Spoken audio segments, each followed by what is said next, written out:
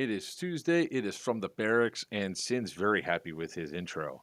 Um, of course, uh, with Tuesday, I am Joker for Players Wanted. With me is a man, the myth, the legend of the shortest stature but biggest heart, Greg Paparisi from Dead End Outfitters. Also here with us, as course, who's becoming another figure head of the show, is the man with the mohawk, the king of the high kappas.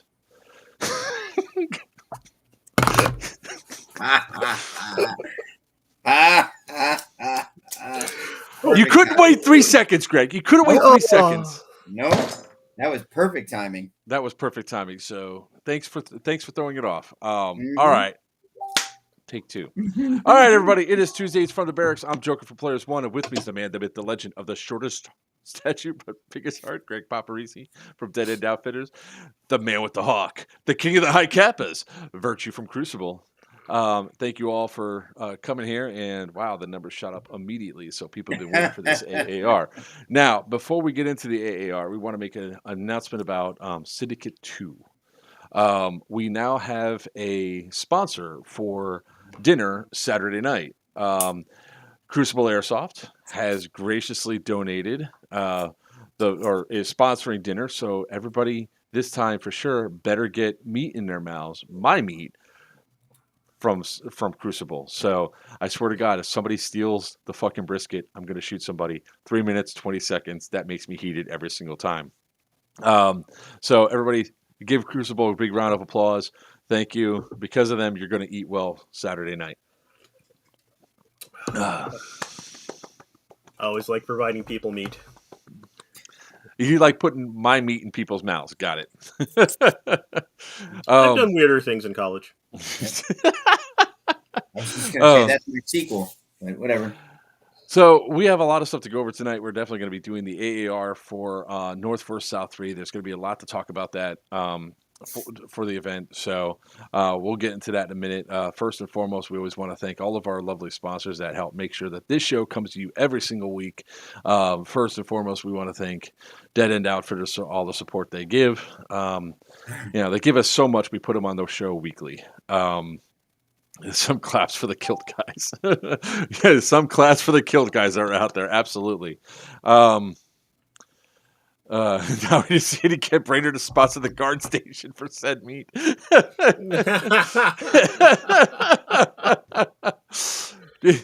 Station. No, we just need a cardboard cutout of him, and I think that'll be enough. Just the sight would just be imposing enough.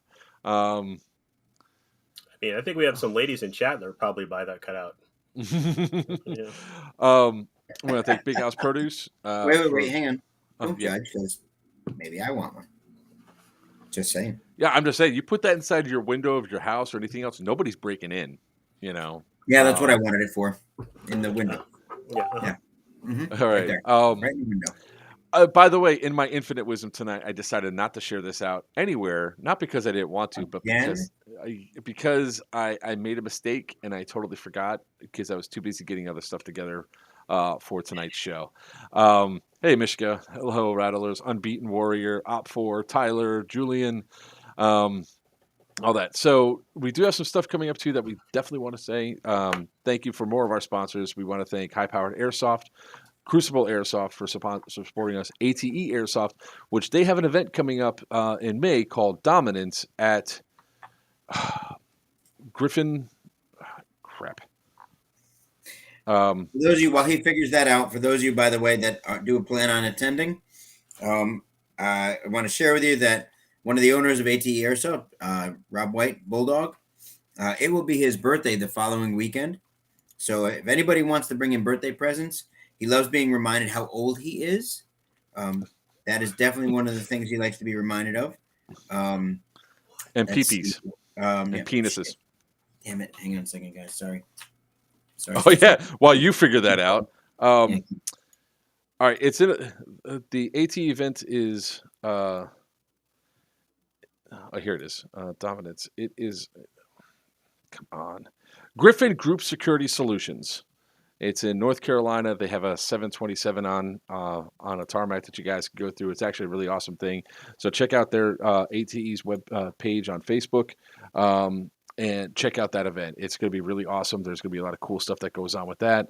We also like to thank Press On Apparel for all the cool stuff like our dead rags and these awesome maps they make wherever they go. And of course, I already said Crucible. You don't get to be thanked twice. Once, sir. Once. So, there's another one I forgot. It's one of those days, guys. So we wait for Greg to come back. So I hope everybody had a great weekend. We certainly had an interesting weekend, and there's some upcoming cool stuff coming up here in the near future. We're going to be at Immokalee. Then we're going to be at Wasteland 13.5 and Wayne's World of Paintball. And look who's here. Battery What's One up, from guys? Assault and Battery Airsoft. Can y'all hear me? Yeah, we can hear you. All right, cool. Unfortunately. You know, if you would have been here on time, we could have done the sound check beforehand. Of course, he disappeared. Yeah. It's a Yordi. All right. Hello. I'm 50-50 on this one, guys, because we are an apolitical stream. Yordi changes that? No. Sorry, did I miss something? Sin changes something because of the world dynamics. But you know what? I'm going to allow that one to go through because All it says is fuck around, find out. Mm-hmm. Here. I'm way misinterpreted that one. Yeah, so did I. So, Michigan, we haven't even gotten to the event yet, man. Chill. Relax. There's going to be plenty of time to talk about it. He says Back favorite off. gunner. I thought it was favorite cleanup crew. Yeah. Approve it, Joker. I approved it. I said it. I said it's good. Cool. No, you Hey, can yeah, put that by one the way, back. can you do Joker and me a favor and share this thing out, please? To all the places. I know you shared it to your guys' side. I'm sorry, guys. You know what else I didn't do? I didn't even restart my freaking computer either. That's bad. God, here we go. I know. It's Why do I Well- look so blurry? What, Skywalker? Really? The only upside is that's the only place that manufactures Zima anymore. the only pro Russia side is they have our taggins. All right. You can say goodbye to those things. Yep. It's gonna be a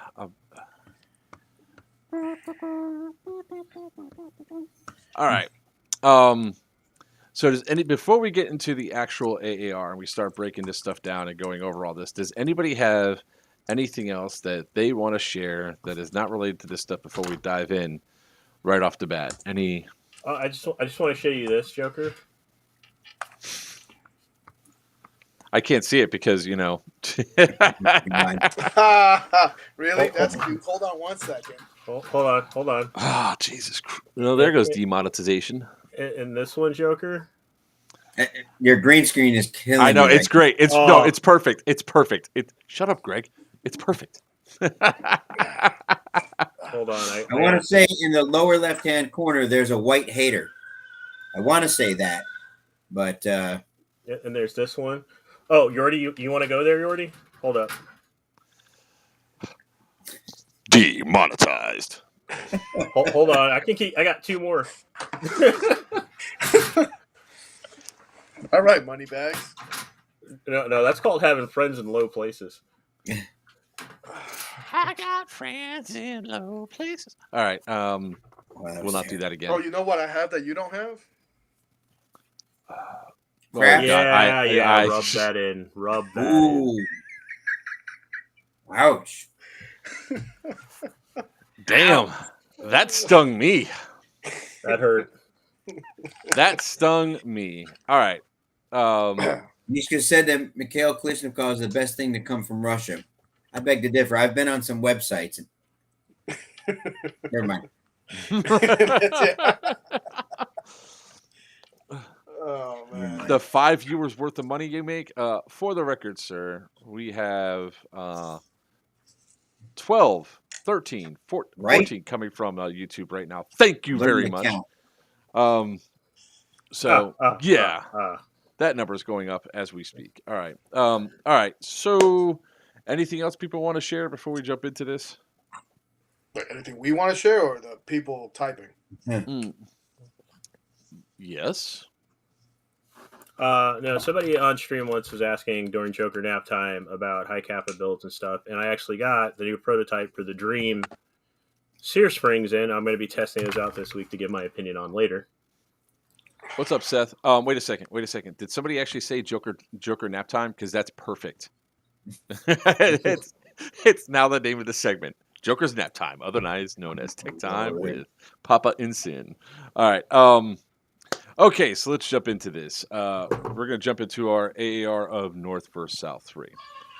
So, before we go into all of it, one of the first things that I have to do is apologize to Papa for the last 15 minutes of the game. Up until the last 15 minutes of the game was a typical airsoft game. Fun, people are running around, and then shit exploded. Just 4 things happened at once. I got full auto driving the truck by a doorway. There was a strong disagreement about if somebody could be taken prisoner or not. Then there was another stronger disagreement about somebody being taken prisoner or not, which led to more arguments, more running around, and stuff that was just not good. It soured the event for a lot of people all at one shot, and up to that point, there was nothing major that happened. It was a great event until the last 15 minutes. So I was not driving more than 15 miles an hour, guys. Every time that somebody said slow down, I looked down and it said 10 on my speedometer. So people standing still or walking greatly overestimate, I want to say, a vehicle's actual speed. I found out. The only time that I would ever call out somebody for speeding on an AO is if I'm following that vehicle and they're going faster than I am and I'm at the limit. That's the only time I would ever call something out there. Yes, it was a strong disagreement. Luckily, there was no actual fists that were thrown, although the way it was sounding, it possibly could have been some fists thrown. It's not the way to respect Papa. It's not a way to respect the event. It was not a way for things to go down. I never should have gotten out of my truck to go walk over to Skywalker to see if he's okay. It wasn't my place to do so. I am wrong in doing it. I don't think it impacted too much of what was going on, but it did because other people perceived me doing something that I shouldn't have been doing. So that's what I have to do at the start of this thing is to apologize to Papa for that happening. Up until that point, I wasn't driving around saying, don't call hits. I call your hit or whatever. There was somebody else that was doing that. And he is every time as well, by the way. Yeah. I jumped out every time somebody took out the truck. So let's jump. So does anybody else have anything to say? Well, Sin wasn't there. So all in all, the event was amazing.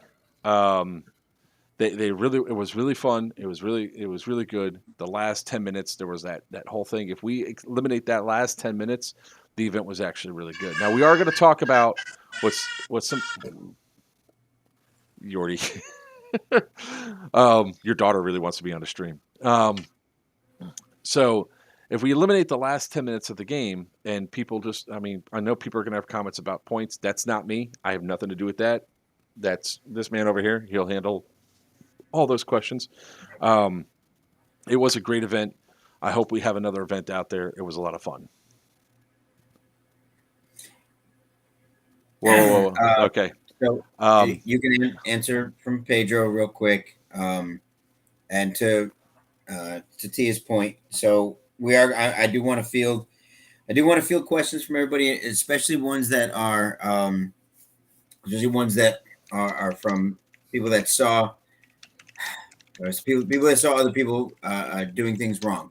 And I actually want to clear up some misconceptions or some what was the word I've been using the past couple of days?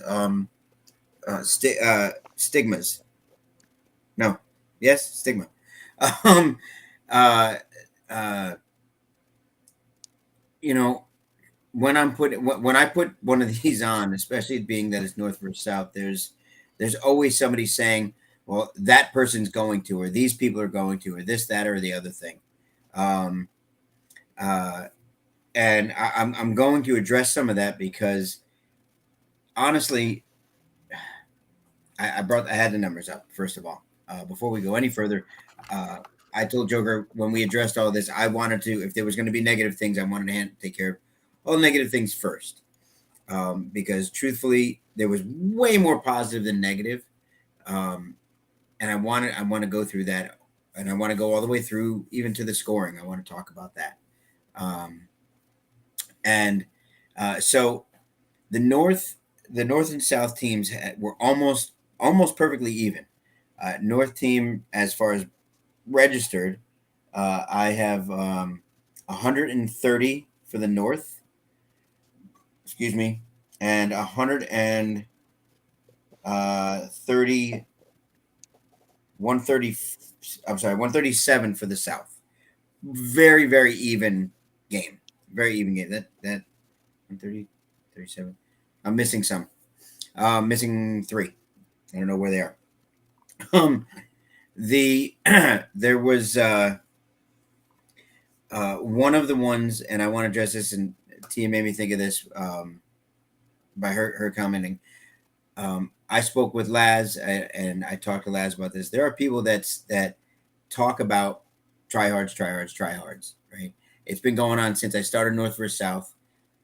Whenever they come up to an event, and I'll be honest with you, from my staff, I got nothing but glowing reports, and reported to me,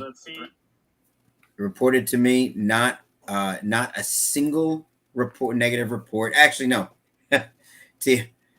For the brief moment that the original driver for the South's Humvee, for the brief moment that the original driver wasn't driving, I forget what it was. I got some negative comment. The rest of the time, the other 6.5 hours or whatever it was, nothing but fantastic reports about the Humvee. Nothing but fantastic reports about the tryhards as a whole. That's 30-something players out of 137 players. Okay, so when we talk about the numbers, it's very important that people hear that, because I'm tired of hearing about certain stigmas. Okay, I want these things to go away. Players change, teams change, things change, and if you don't give people the time to do that, then you're walking in with closed minds. You're never going to develop anything. So I do want to address that, and I'm also not necessarily going. I actually only asked for one video to be shown tonight, because it is such a, I don't want to use the word egregious because we use it all the time. Blatant. It's poor sportsmanship that I want to use. That's the only video I want to show, and I don't necessarily want to be calling out names and negative. We're a lot of players. I don't think that anybody wants me to be calling out a bunch of negative people. I don't know if anybody even cares about that. If you want to know about it, we could talk about it in private if you're concerned whether or not it was you. Okay. What I can tell you is there are people who were not at fault in the way that people think they were. There are entire teams that were not at fault. There were incidents that happened that were accidents. There were some incidents that may have been construed as not quite on purpose, but definitely could have been avoided. So I want to go through all those things, and I'd like to, let's just throw out the negatives. What I'm going to ask is if anybody has a negative comment to say, if anybody has anything, please let's make sure we have a way to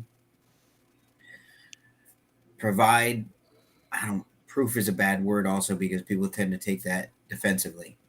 And somebody help me out here with what I'm trying to say. I'm a little discombobulated. I mean, I don't know back off the statement. I don't know what you're trying to say. Bitches will be. Thank you very much, Tats.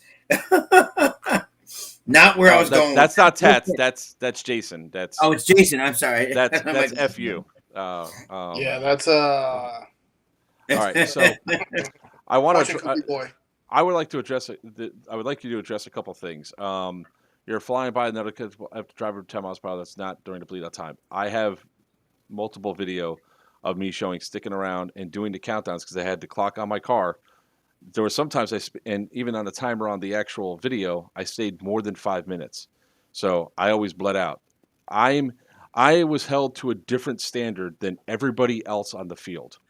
I got more crap because I even asked clarifying questions from the admins because I wanted to make sure because of stuff like this. I even got out after the first time I was driving the truck and we got 3 grenades thrown at us. The first 2, I was making sure that my 10-foot distance, 10-foot radius was okay to make sure I'm on the clear. Thank you. And I got in trouble for that, by the way. And so guys, understand that I'm held to a different regard on the field and I'm trying to represent everything to the best behavior that was there. Now, I want to go back to William Pluckett's comment. This one, it's an awesome comment. Nothing but positives came from me interactions with the TAN technical. I never once had a problem. Never once heard anybody complaining about overshooting. Every time that we went head to head, it was a great interaction. It was awesome. There was nothing but love given to the TAN technical. Even when you guys were right behind our spawn, it was, all of it was in great fun for that. So I'm glad that you guys had a thing out there. I also want to shout out to Tac from Faded Airsoft. That dude took me out with 4 different chalk rounds. Now, only one exploded on the truck, but each time I got hit, we called it out. So it was there. It was awesome. It was a hell of a lot of fun, and going around. So that's what I had to say about the other side that was going back and forth with that. I don't think we had anybody complaining that we overshot them. We always tried to do bursts and do what we needed to. And there were some great throws from grenades. I mean, one landed right in the bed of the truck. So yeah, that's I can't say. Yes, he did have aimbot with tag-ins. I mean, even so much that those guys did such a great play. I'll play that clip because it's an awesome clip where Mother from Faded it. Yeah. I got it because it's happening, and I got to stop it. Aaron, I love you, brother, and I appreciate it, but we're not going tit for tat. Right. You threw something out there, and I never got a report of anything like that. You may have seen it happen, but I'm not going to take all of these things that come in, and I'm not saying you're not telling me the truth. I'm not saying it didn't happen. I'm not saying it did. But unless, because that's how this shit grows. Mm-hmm. He did that. He did that. I saw this. Well, you may have seen one half of it. You may have seen a piece of it, right? So don't get me wrong. I'm not calling you a liar or anything like that. But when we start throwing those things out there, I never had a ref tell me anything about it. Maybe they just didn't tell me, and that's something else I'm going to address.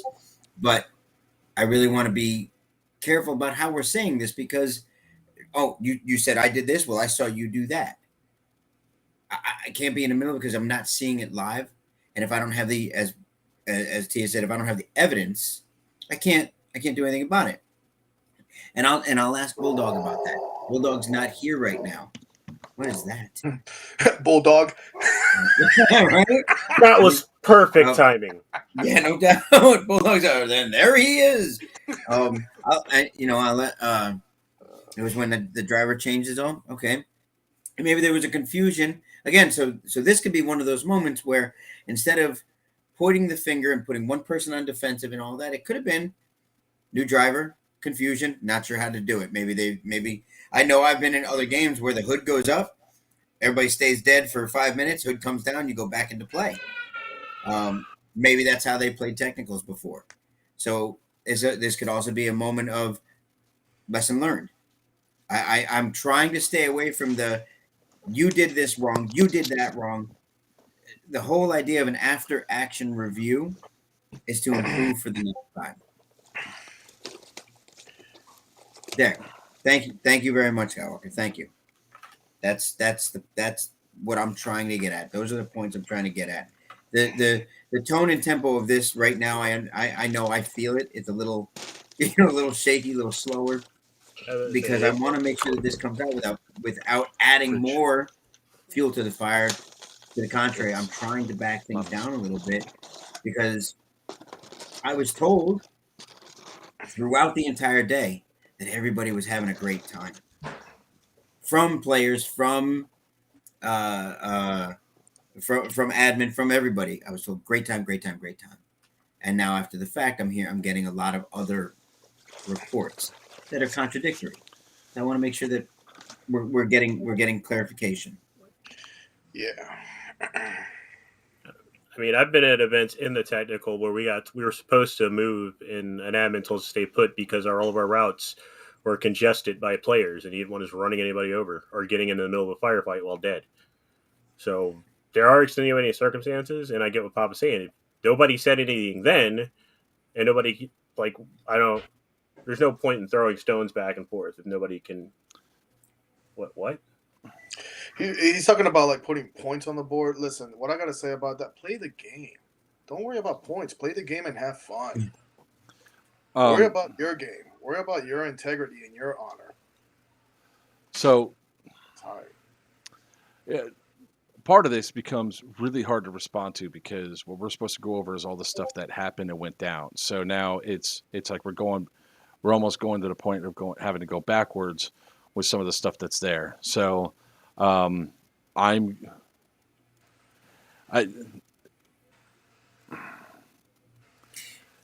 do you have a video of somebody doing something good also? You have a video. Well, hold on. Let's address what Pedro's saying right now, right? Let's address it from this perspective. Greg, what is it that you said last week? What is the ref's responsibility not to do? Not to do? Yeah, because remember we had the same conversation last week. We had the same conversation. The conversation was where I was having issues with guys blatantly not calling in front of them. You said the refs are not supposed to do what? Not supposed to check the player integrity. Sorry, not supposed to check the player integrity. It's not their position and place to do so. I said that. Yeah, that's why I was last week. That was part of our because a grenade got thrown. Remember, because it started with the grenade throw. A grenade exploded. This is not at our event, guys. This was at Bone Strike. Grenade got thrown, exploded behind, and I said along the lines because the question was asked, "What do you expect them to do?" I said, "Call them dead. Call them out." And the discussion came up of it's not the ref's responsibility to call their integrity, check a player's integrity.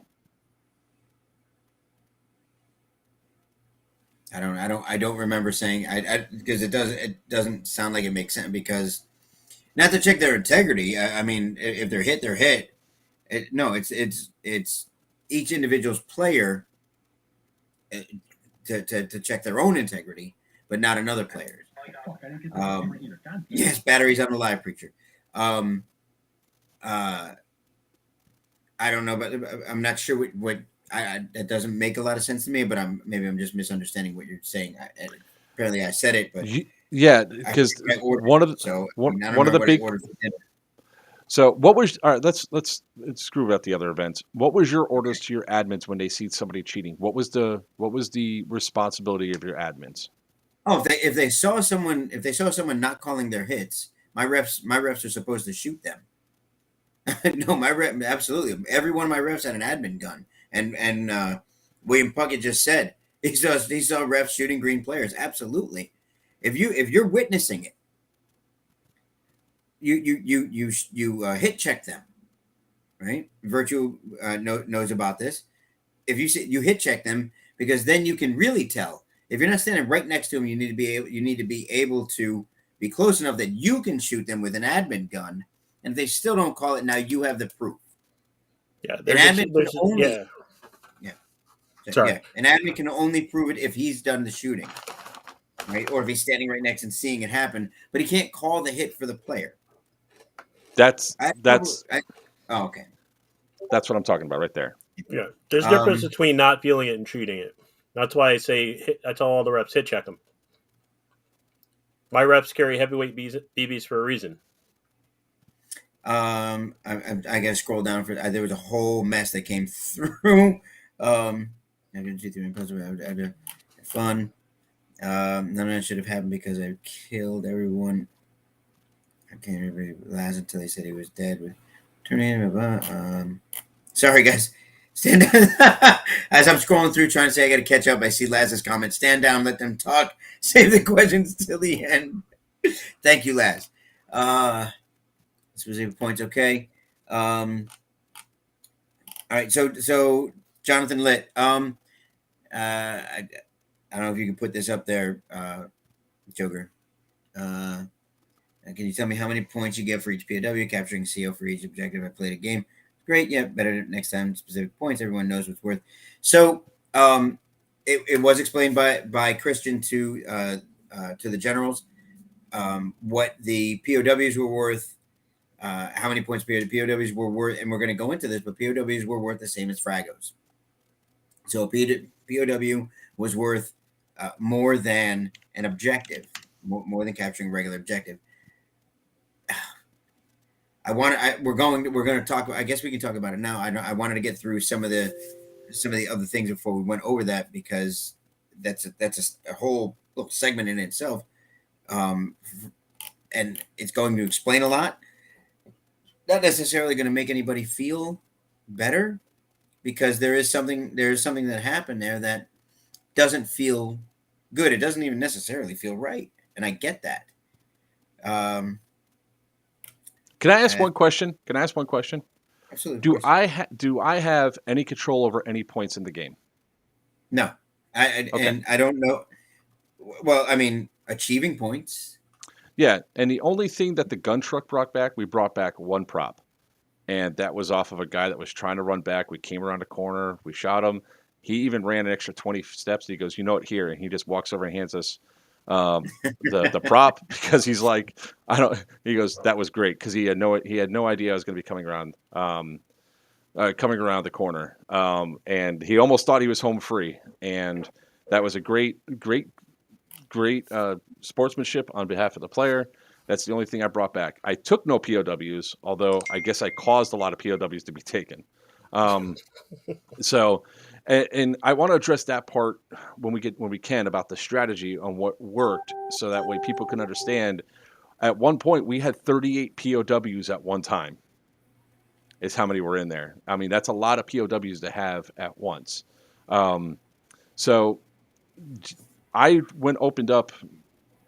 Continue with what you're going to go on with that. So again, for the most part, there was actually some. Percentage-wise, it would be greater than 50 and less than 100% that the game was phenomenal. Played very, very well by all. Played very well by all. By most, I should say. I'm sorry. There were some on both sides who played their own game. I'll put it like that. They decided to play their own game. I've been told from both sides that there were players who had never played a Milsim event before. That just solidified. I've been told about a guy who was hardcore speed softer, and after this event, he's now hardcore Milsim. I got guys who have only ever played pickup games before, and now that they can't wait to go to their next one. They're going to start training for national events. Those are the kind of things that came out of this. I understand, and we can go down a list, and I bet you we can take a list from the last 7 national Milsims and put them all together, and they all say the exact same thing. That somebody wasn't calling a hit. There was a group of guys that were together that were a problem. There was, you're going to have all of these things. They are all there, absolutely. And you know what? They're on both sides. Now, some people had more of something than other because there were some people that did more than others.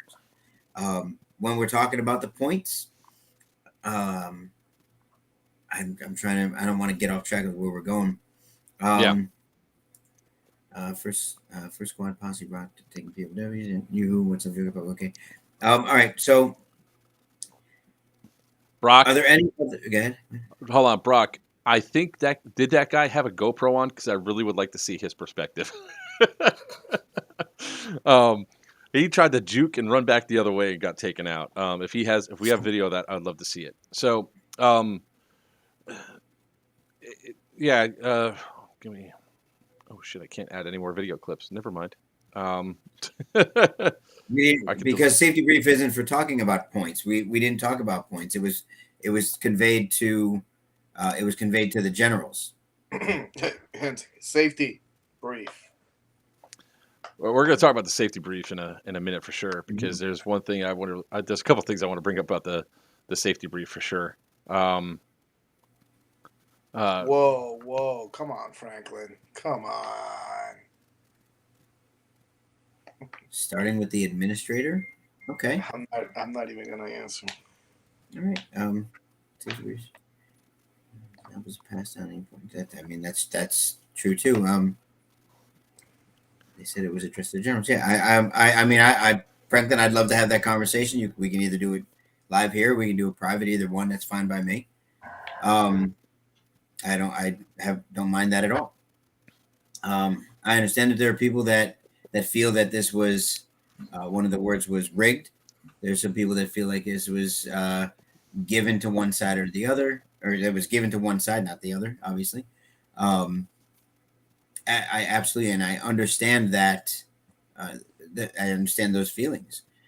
One of the things I'd like to accomplish with this right here is to remind everybody that they had a good time first and foremost. You don't ever have to come to another one of my events, and that's okay. That's fine. That's up to you. If you feel like you were wrong, I'm happy to talk to anybody about that.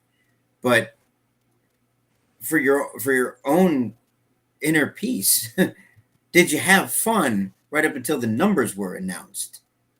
That's what matters.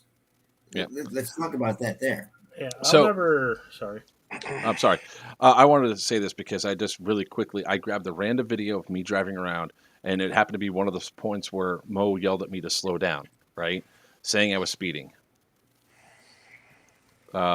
Please look at the speedometer. She sent Minnie down with them to reinforce where Tyler died because they're fast.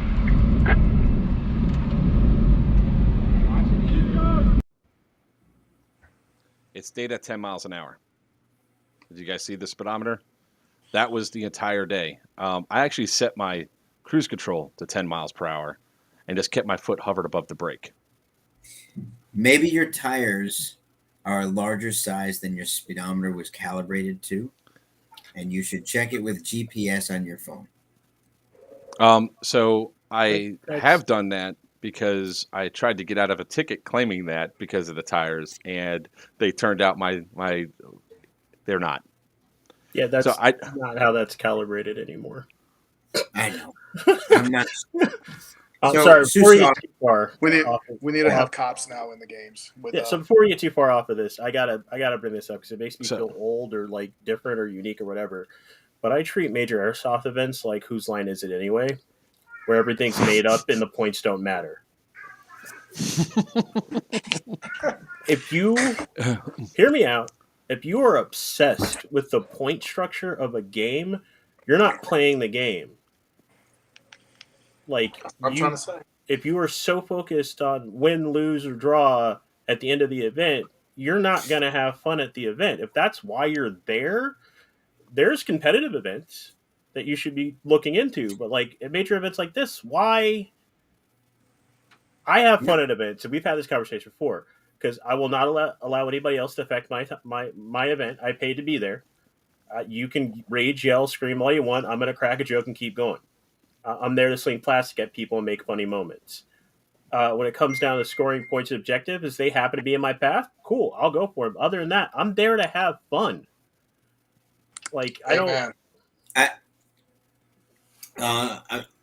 And I agree, but hang on, Laz. Laz, thank you, but I want everybody to I want let them comment. Let them comment. I mean, obviously they're your guys, so it's totally up to you to choose what to do with them. But I don't mind the comments. Believe me, I did mind the comments over the past couple of days, and I'm trying to thicken my skin. Laz and I have spoken quite a few times about this. There's things that we're all, myself, Joker, Laz, a lot of people. There are some personal feelings that are here. You know, people. Some of the things that are being said about me, I take it personal. But I'm a big boy. I can deal with that, and I want to clear anything up that anybody's having a problem with, because I don't want people feeling bad. If you don't like me, I get it. People have that tendency not to. I'm not always the most liked person in the room. Okay, I get it. Some people are scared of midgets, whatever. But I want people to be able to speak their mind. So if you're okay with it, I'm okay with them saying what they want to say. There was something down here, and where was this? Said something weird. Can you talk about the weirdness? Okay, Susoft. I don't know if you're the same person or a different person. I told somebody, it was either on stream or in chat, I'd have to go back and look, because somebody asked me about using an M4 mag adapter in a pistol at the event, and I said no. I said I don't. That's not something that we allow. That's not the kind of event that we allow. So if you were on the field with it, and you're the guy I talked to, then you were wrong the whole first half, and then somebody said something to you. If you're not, unfortunately, or fortunately, I guess you were able to get through the whole first half with it. But it's something that I actually denied. It's not something I allow, because a 9mm carrying an M4 mag, I don't allow that. That's not a pistol. That's no longer a sidearm.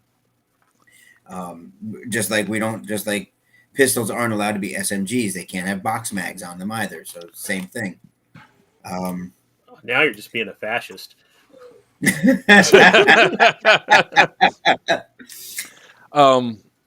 I want to go back to something way at the start that somebody asked. They asked, why was I on North if I'm not from there? Well, the line was 595, and it was where the teams are based. My team is based in Fort Lauderdale. So we're not going to go back and forth and name out teams that were on the wrong side, because there was a couple teams that are based up in Palm Beach and everything else that were on the south side. Where I was located at was correct. I played the side I played on. If we really want to go through and start nitpicking stuff like that, the teams would have looked vastly different. I mean, that's not it. Sorry. Wait, what? We play to win. You win by points. No. Yeah. So, all right, thank you for noticing that, because I wanted to address that also. All right. So this I'm one just right here. Right, is it this one? No. Let's get into it. Okay. Yeah. Jonathan Litt said we play to win, and you win by points. No. So I'm going to say something. I've said it already. I haven't necessarily said it full publicly. It's been said by my entire staff. It was said by said by the Northern General. It's been said by, I don't think anybody has actually denied this. The South beat the ever-loving shit out of the North all day long. Absolutely, 100%. Absolutely beat the shit out of the North all day long. Owned the majority of the field all day long. I agree with that. And before, and let me scroll up so I can see if the comments are going to start flying in the internet. So hang tight 1 second, guys. Okay. In a game of aggression, you guys absolutely won. Absolutely 100%. Right. Laz controlled his field, and the majority of his entire team. There were people that did their own thing. I know that for sure. That was on both sides as well. If this had been primarily and not to diminish. My head is not working tonight. The game that you played, if it was a TDM, if it was kill as many as you can, own as much as you can, South would have won, hands down, no doubt whatsoever. It was more than that. The points came from, and I'll go over this. North had 104 POWs. POWs were worth the same as Fragos. The South had 38. Right? 38. Yeah. 38 POWs. The North had 16 objectives. The South had 56 objectives. That's massive. That's fantastic. If everything was worth an equal point at that moment right there, North wins simply by point to point, piece to piece, 104 to 90, or 120 to 94. Right. Forget about any war crimes. Both sides had war crimes. Forget about any war crimes. But since POWs were worth more than a regular objective, that's why the score was so much higher. So if we don't add in any war crimes, because both sides got war crimes and all that kind of stuff, when we talk about it like that, that's where the points came in. And again, I've been speaking a lot about the South, about Laz, and about the tryhards because I follow them. I watch the training they do, and I know what Laz is doing with these guys. And they came out, and the game they played was absolutely amazing. It truly was. As a large team, they were the largest team on the field. Absolutely. Yeah, the absolute largest team. They were so excited they moved before the bell. They absolutely were fantastic. And they definitely deserve to know that what they did had there not been points like that, they absolutely would have been instrumental in the win. But there were points involved. The tactics were shifted. So being upset that you lost for points and completely and trying to use the fact that you won on aggression doesn't make sense in that argument. Instead, be proud of the game you played. That's what I'm trying to get across. Why were POWs worth more than objectives? Because they were. That's the way the game was built. I mean, I don't know how to answer that. To be fair, sorry. Go ahead. No, go ahead. It's like, to be fair, from a logic standpoint, I've always felt that POW should be worth more than objectives because by capturing the enemy's POW, you make them less combat effective. Thus, and you're putting yourself at risk by getting him. Yeah, it's harder to do. You're crippling the enemy more. I've always felt capturing a POW, in my opinion, is harder than securing an objective. Because not only are you got to get them, you also have to defend yourself against their buddies trying to stop you. And on top of that, like there was one point in the gun truck where we're going by and we're gonna go drop off a bunch of guys, or we did drop off a bunch of guys at the south side of, or I guess the east side of the TAN Capitol building. There was one guy bringing back five POWs. Mishka shot the POWs and then shot the guy that was there. So effectively taking them out, and he didn't score those 5 POWs. It was a great run by him. It was a great move because we're going by and we're driving, and he saw it, took him out. I'm sorry. And I'm reading these comments, and I'm a little. Who's mocking and belittling, John? I didn't. Did I miss something? Again, I had a great time, and if I knew POW was worth more, I would have grabbed more. Yeah, I would. I guarantee. And go ahead. Let me explain like the tactic that got so many POWs, right? And here's where I got to give it out to Rattler's Rage and the 239 posse. Hold that. No, we play to win and you win by points. No, we're not mocking that by any means.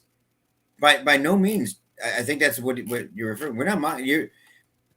If to win by points, absolutely. You put points on the board for sure.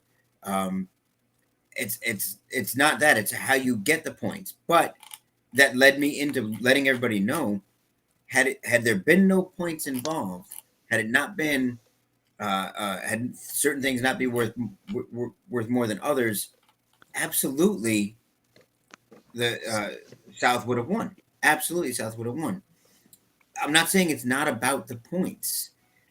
Hold on, Papa. I don't think he's talking about what you said. I think he's talking about what myself and Virchew commented in the prior. We're not saying that first of all, we're not belittling anybody. The point that me and him are trying to get across is have fun. Have fun, play the game, and by doing that, you're gonna get your objectives and you're gonna get the points. Listen, the pointage, however the game was structured, was explained to your CEOs. It was your CEOs' action at that point when the game started, how to play the game however the way they want to play the game. Yeah, first of all, sorry. Go ahead, Sin. I'm not mocking or belittling you. Anybody in this chat or on this stream knows that when I start mocking and belittling you, I use way bigger words. My question is this. There were how many people on the north side? We had the numbers a second ago. How many people north versus south? There was 130 for the north and 37 for the south. So 130 players. How long was the event? Well, it's a total of 270 players. The event was from 10 to 6. All right, I'll benefit of the doubt here. Here's the crux of this. 130 players, and within 2 hours of this event, nobody thought to ask about the points for the POWs. Not one person stopped and said, "Hey, CO, what's with the POWs?" Not one person grabbed an admin and asked about it. So hold on, before we go into that, because here's where the strategy that worked. 239 Posse. Those guys took each time they saw me go a certain section of the field, they knew that we were going to take out enemies. What they do? They shifted and watched where we're going. They ran to that building, grab POWs, and take them back. And they did that. They grabbed them and took them back. So that's how they were able to get so much. Because look, the gun trucks, when they went through for both sides, the tan gun truck did the same thing. Each time you did a strafing run, you took out a shit ton of players because not many had AT. Those that did were very effective. I think I only got like one time, maybe two, where I did a complete lap of the field and went back. And I think that was only once or twice during the entire day, which, it shows that because there was only 2 targets, one for each side, you guys were effectively taking out the technicals, which was, I cannot stress how good that both teams worked on taking out the vehicles, limiting them down. The same token, the vehicles were being used effectively because they were used for attacks and pushes. I dropped 4 loads of people on the tan Capitol building, which allowed them to get inside the building. Tan did the same thing. They were dropping them on over by our armory. They came up behind us twice. They just got taken out, which is the case, which happens during these games. So and I didn't know what the points were for anything.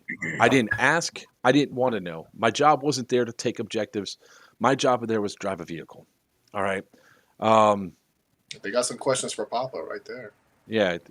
Yeah, hold on. Let me finish down here because he responded to me. Jonathan, if that was the case, if somebody did, and then no offense to Papa, that becomes a fault of the admin either disseminating or gathering information. If you went to an admin and they gave you an iffy answer, it was that admin's responsibility to get you a definite answer. There's some of the one of the comments say that they didn't even the admins didn't even know what was going on. They had radios, I assume, because I saw the videos. So again, that becomes a fault of that admin you went to. Should have gotten the radio. let me explain it this way, because let's take this event out of the picture. Let's take North versus South out of the picture. With the exception of games at like TCA, where you see the points collected for your side on the boxes at a TCA event, Big House event, Doomsday event, ATE event, those are the only points that you know about for sure. For the ATE event Aftermath, the only ones we knew about were those control boxes. We didn't know how many points we were scoring for bombs. We didn't know how many points we were scoring for every time that we dropped 10, like how many points were scored when we killed 10 or 15 people. I didn't know how many points I lost when Papa bombed himself. You know, a lot of times players are not told. Bring that up again. No, he's right. And Jonathan, I get where you're going, but the majority of the events in the country and a few of the European events I actually get to attend. Hopefully I can, again, they don't tell the players the point structure at the beginning because they don't want it to affect your gameplay. They want you to go play a game. And I get for guys like you that quote unquote play to win, that's what the information you need, the information you want to know. I agree with Lieutenant, with Jonathan. You know, if I knew the point structures, I'm going to go for that. Yeah, Judge, look, you played play to win, like I do. I play to win. It's like the only thing I knew for sure is that we could score points by taking the Capitol building. That's why I dropped people off at the Capitol building. That's one thing I knew I can affect a control on. But I didn't know any other point. I didn't know what the points were, how big of points it was. I kind of figured that the 2 COs would be worth a shit ton of points because that's how points. That's how these games go normally. Yeah. So I've been at events that work both ways, and I have been at events where telling the players ahead of time have literally ruined the event. Because instead of playing the objectives and the cool side missions that they set up for the event, they go after nothing but the high point targets. And literally, it affects the gameplay. Because if all you're doing is sieging that 500-point objective over and over and over again, you are literally missing everything else that's going on the field. I will say this before we start answering some questions. I distinctly remember the Greenside CEO saying captured POWs. Oh yeah, that was like one of the main missions that. Yeah. Because and there's 2 points to that too. So even if you take out the POWs being worth points, the reason why you want to take as many POWs as possible is because of attrition. You taking a person all the way over to your side of the map, and making them sit inside of a prison cell for 3 minutes. And then releasing them to then walk back to the all the way other side of the field, that means that player could be out for upwards of 15 minutes, depending on when you get them.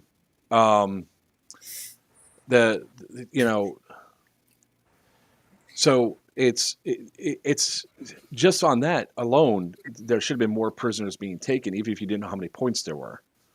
Well, all I want to say is, on a positive note, we have some young, new players that play beautifully. Like, they call their hits. When I had a couple with me, when I say, hey, we're going to breach this room right here, let's go. I mean, we moved in. Even though we got peppered by the boys from Gladiator from the South Side, kudos to them. They did an amazing job, man. These young players, airsoft is looking good in the future from what I saw from the young ones. Just saying on the positive. Laz, I'll address this one, man. I mean, because I can't set it up there. I can't say it enough. There's multiple aspects of the game that should be followed, that you should check out, that you should do, that you should look. On some of these games, they have multiple stuff that is set across the field. What was it?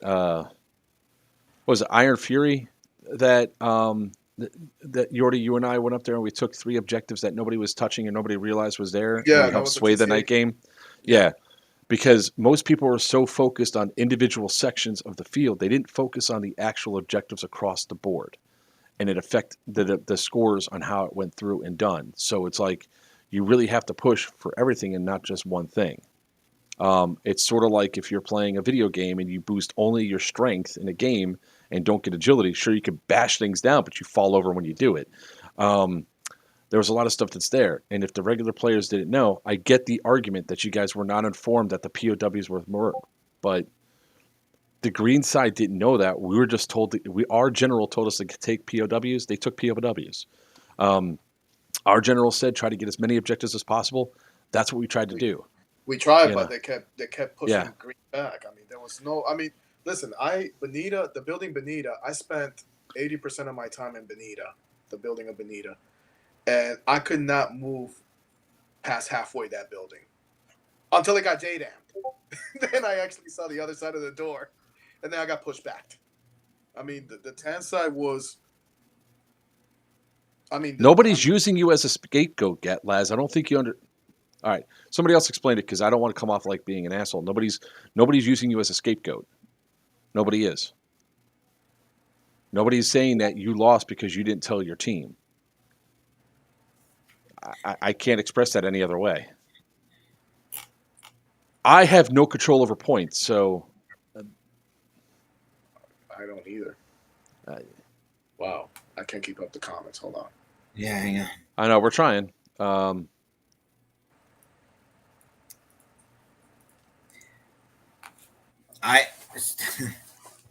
trying to get the specific clarification for that. I didn't tell the COs that. I never told the generals that. I said that before when I spoke to Laz.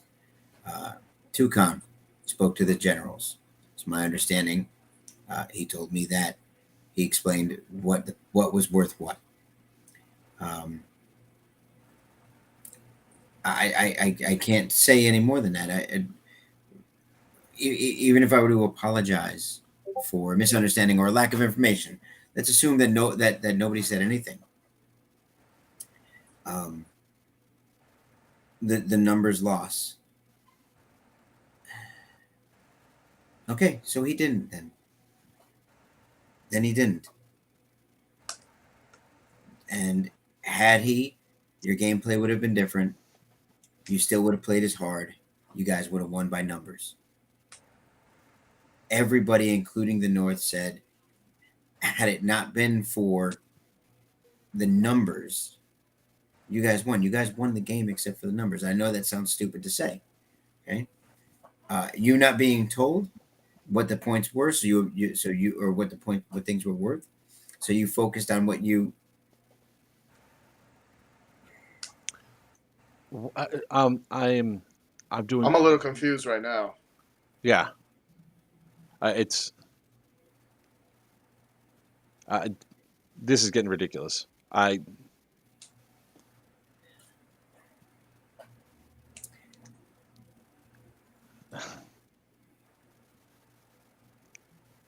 Wow.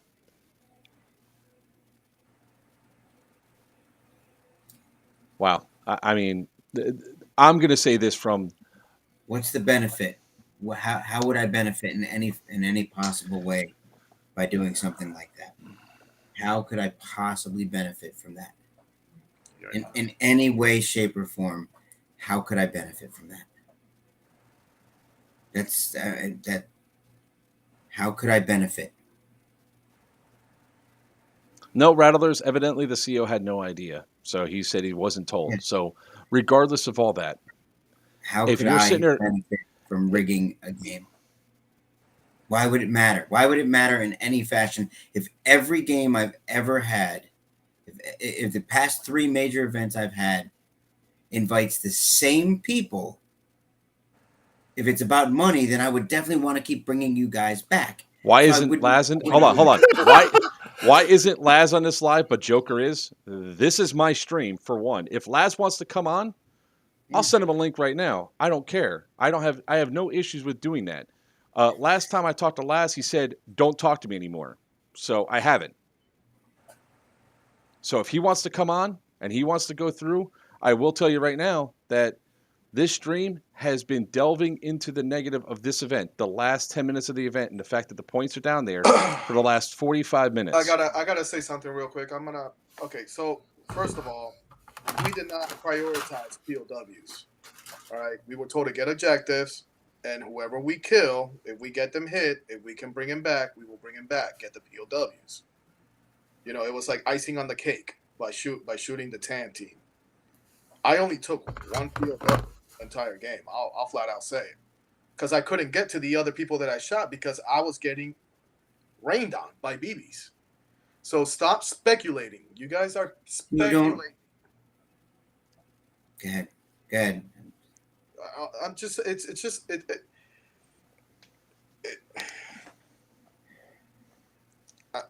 I mean,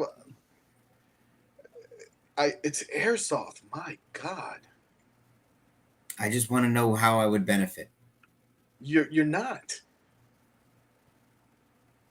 There are people that think that somehow I would benefit from rigging the game, from helping the northern team win. I want to know the only thing it does. The only thing it does is this: the hostility, the negativity. If South would have won, do you think that North was going to be going through this sort of nonsense? It wouldn't. I can tell you right now, I wouldn't care. I've lost many games. I don't care. I'm there to play and have fun at the event. Win or lose, I'm playing the game, having fun, going out there.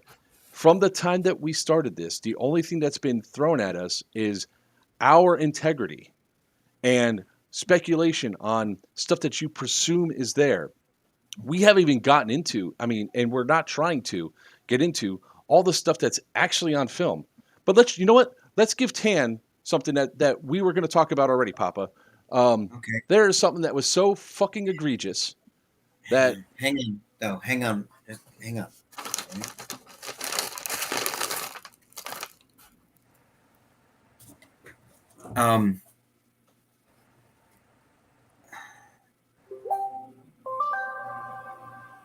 Okay, so if anybody wants to talk about this some more, feel free. I posed a question that no one has answered. How could I benefit? Where would the benefit come for me setting this up that way?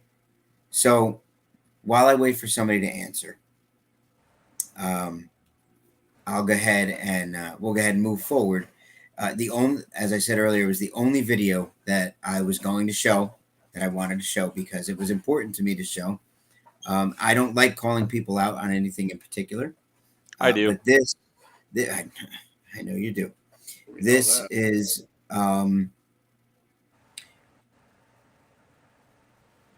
thank you, Julian. Thank you. This was so bad that I felt the need to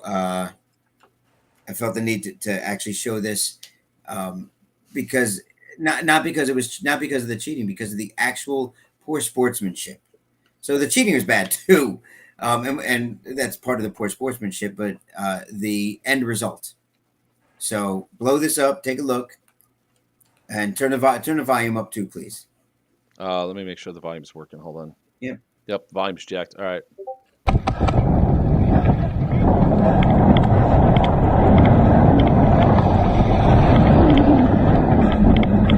This is a TAM player, by the way. Good push. Yeah, phenomenal push.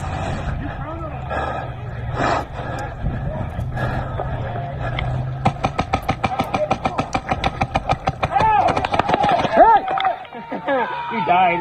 Yeah. Yeah? Get out of here. Hey, relax. Actually. Okay. Yep. Watch again now. First of all, pay attention. You get some people want to talk about efforts put in and things like that. In schooling, this absolutely was it. I made this kind of a push all the way across an open field. We took out a bunch of guys and stopped right there. Stop. Thank you. Take a good look. This guy's got his dead rag out, standing around with his gun down. He's obviously dead. Obviously dead. Okay?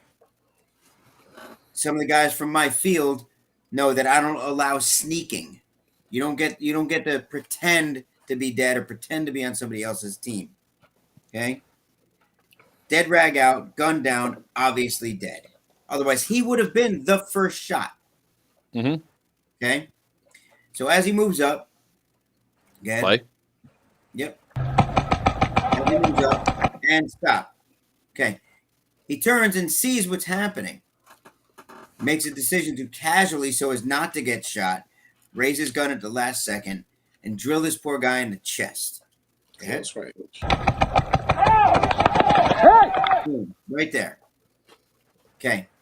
Now, that's the cheating part. I don't even care about that. I do a little, but not so much. Okay? He's being sneaky, and that's shitty. That's absolutely shitty. This guy worked his ass off to get there. Now,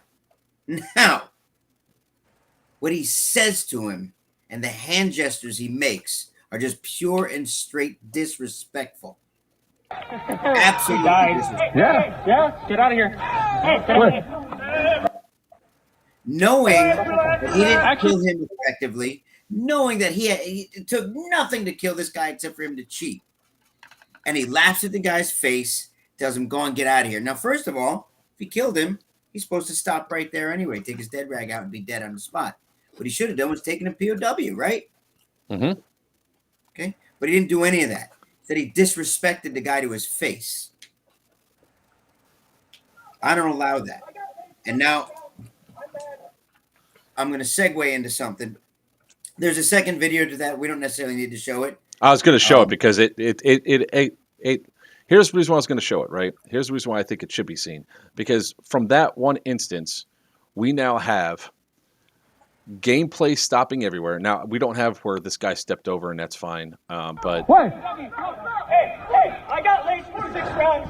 I'm mad. Walk it off. Yo, walk it off. Yo, you gotta Why? look at how many live players have to stop what they're doing to address this situation. Why? There's one running from the other building. Hey, I got laced for 6 rounds. I'm mad. Walk it off. Yo, walk it off. Yo, you gotta There's 2, 3 coming around the corner of the building. 4. So you have 4 tan players that have to come out of play to feel the need to address what just happened because their guy was just assaulted. It's not cool in any way, shape, or form. Now, the green guys were trying to correct their own player, and this could have ended a lot differently. And at an event like this, that just escalates and builds.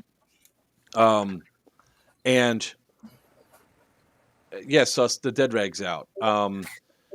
There's a lot of stuff like this, and this is not What was my segue? Fuck. I don't know, but there was another instance that happened that I saw on the backside of the building. The tan technical was there that witnessed it as well. That same kid that shot him did not take hits from another player, and I know that player's on tan. There was Temper from Faded Airsoft was shooting him with his OCAW. There's not a chance in hell he missed. And I could say that with 100% certainty because what I was looking at. And the guy kept shooting until he took out other players that shouldn't have been hit.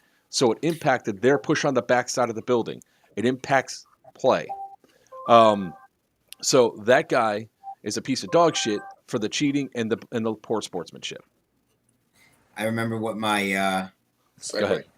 So the segue is this. Guys, something didn't happen in this game that I promised was going to happen. It wasn't intended to be an idle threat. I actually intended to follow through with it. The problem was most people don't want to be the bad guy. Most people don't want to be mean. Most people in Airsoft want to help other people play Airsoft, help other people enjoy themselves on the Airsoft field, right? I don't mind being a bad guy if I have to be, if that helps everybody else. You know, pluck one bad apple out, save the bunch. I'm happy to do that. Okay. Fortunately for some of the players, unfortunately for the rest, I didn't come out. I didn't get the call to come out to throw people off the field because I promised everybody that that's what was going to happen. And I think that's why the calls didn't happen. I can promise you the next game that will be the case.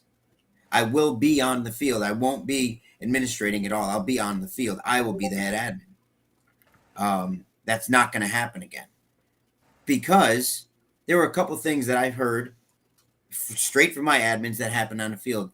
There was one person that got caught not once, but twice smoking pot on the field. Yeah. Hang on to that for a second. and he was left out there. Now I'm calling my own guys out on that. Yeah, okay, you got caught for it. They let the guy keep playing. Put it away. Keep playing. Okay, they wanted him to have a good time. There was an entire building, 24, I think is what the number was, inside a Capitol building without iPro on. All at once with no iPro on. The entire building got destroyed. All the people inside the building got killed.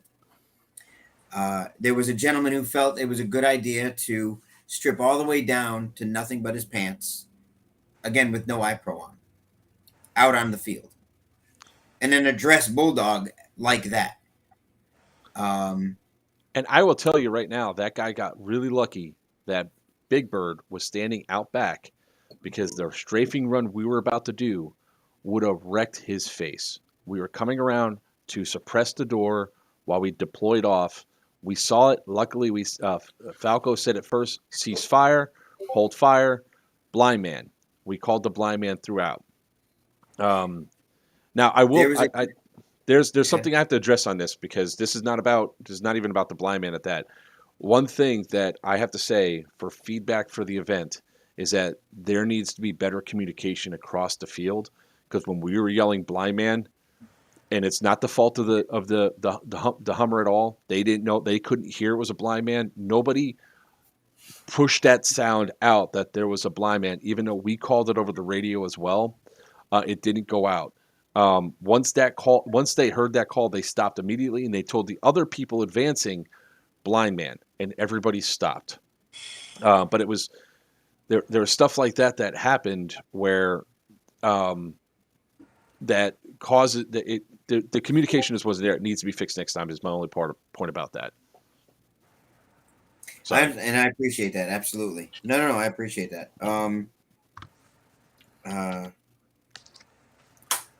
What the fuck? What? Why would he strip down? Oh, overheating.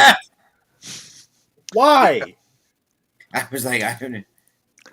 He probably saw it on YouTube. Get naked. He was. I don't think. All right. So I think one of the confusion, and Tan, if any Tan players want to confirm this or not, did you guys not realize that building could be attacked? Is the first question I had, because the way that they were acting on the backside of the building, they certainly didn't expect a push from the rear. Capitol building can be. Oh, they didn't think that they didn't think it could be attacked. Okay, I'm sorry. I'm asking for them. I'm asking for them to clarify if they knew this or not. So the guy that got hit with that almost got hit in the face and all that. Luckily, we jumped off and all that. Now, I do want to address something else that happened during that blind man. I was released because game was called. I drove and left the field, and evidently that blind man then turned into a Mississippi. I wasn't even on the field for it. So that's when I said, when communication needs to happen, if you would have known there was a Mississippi, I would have waited until the Mississippi was clear off the field. I don't know if I came back on the field and the Mississippi was still in play, but I did see players moving, so I didn't think anything of it. But that's why it's so important for everybody to relay across the field to make sure, because, and Rattlers, we are going to talk about the next blind man in a minute. I know that's another section that we have to talk about with the projectiles. Yeah, I can appreciate him overheating, but his iPro, if he needed to come off, the field, we would have driven him off the field. I offered. We would have brought over a UTV, got him on it, got him off the field, but it was dangerous for him not to have his iPro on. I think I've got a silver bullet somewhere. We've got yikes. We've got there's a guy who I had, there were parents out on the field. I don't know if you guys saw them. Parents out on the field wearing vests. They were taking pictures, and they sent me all their pictures. And in that group of pictures is a guy inside a Capitol building posing for the pictures with no iPro on. I said it multiple times. Do not come on the field at all without your iPro on. I yelled at several people who were coming to the safety brief, showing me their iPro, but not wearing it. So they're walking onto the field not wearing their iPro. I yelled at many people about that. Can I address that one too? We were told once we walked past Chrono and go inside, we could take it off. When we walked inside inside the AO? When it was for safety brief. I'm talking about the safety brief. We were told once we got inside the building, we could take it off. Inside the building. Okay. You had to go through me to get inside the building. All right. I was standing at the doorway. I'm reading the comments and I'm understanding this to go back to just a naked guy, who I'm going to start referring to as Florida Man. I get it. You said he was overheating. That's understandable, but removing your iPro is not going to help with that situation. Regardless of the fact whether you guys knew there was a blind man behind the building or not, he shouldn't have been there doing that. Like, people let him do this. Yeah. Like somebody, anybody in that situation should have been like, hey, dude, put your iPro back on. Or at the worst, cover him. His iPro that he put on also was not full seal iPro. It was shop glasses. That was the second iPro that they put on him was not actually field rated iPro. At least he got something. I mean, again, it's in that situation, it's better than nothing, but the root of the problem is okay. So hold on, he should not have been doing that. Hold on, no, this is the important one. I was on the understanding that he passed out and they stripped him down. If he was in that shape, a Mississippi should have been called immediately. Absolutely. When I pulled up and I saw his condition, I said, they go, he's overheating. I said, I'll take him out right now, to get him out, put him inside of AC and drive him to the front so we can get him taken care of. I was told no. That's before even the admin got there. When the admin got there, my hands are off. I don't touch anything. Everybody's first deal on any AO should be player safety. If that dude was in that situation, he should have been told they should have came through. He was what? He was what? He was overheating.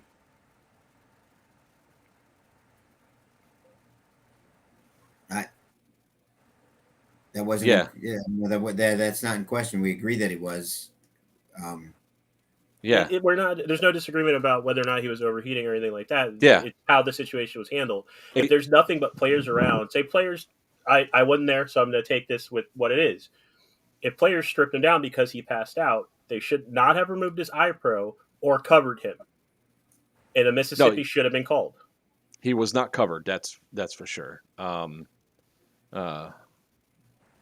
just going to do it this way in a minute.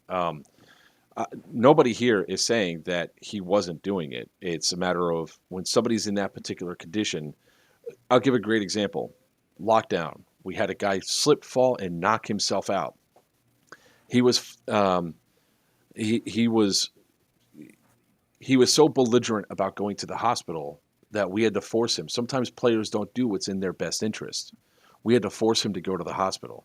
So if the player was that overheated where he's out back not wearing iPro, it doesn't matter if he then put it on. It's a matter of my gun truck was coming around the corner with 2 guns ready to fire, and this dude was fully exposed for a dangerous situation that my gunners could have put somebody's eye out, and we would not be in the wrong, but we would feel like horrible shit because we potentially just blinded somebody.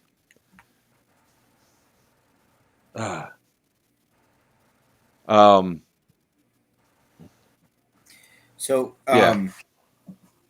there were quite a few rules that some people on this stream right here seem to have either missed, forgotten, or misheard. One of them actually injured a 14-year-old boy.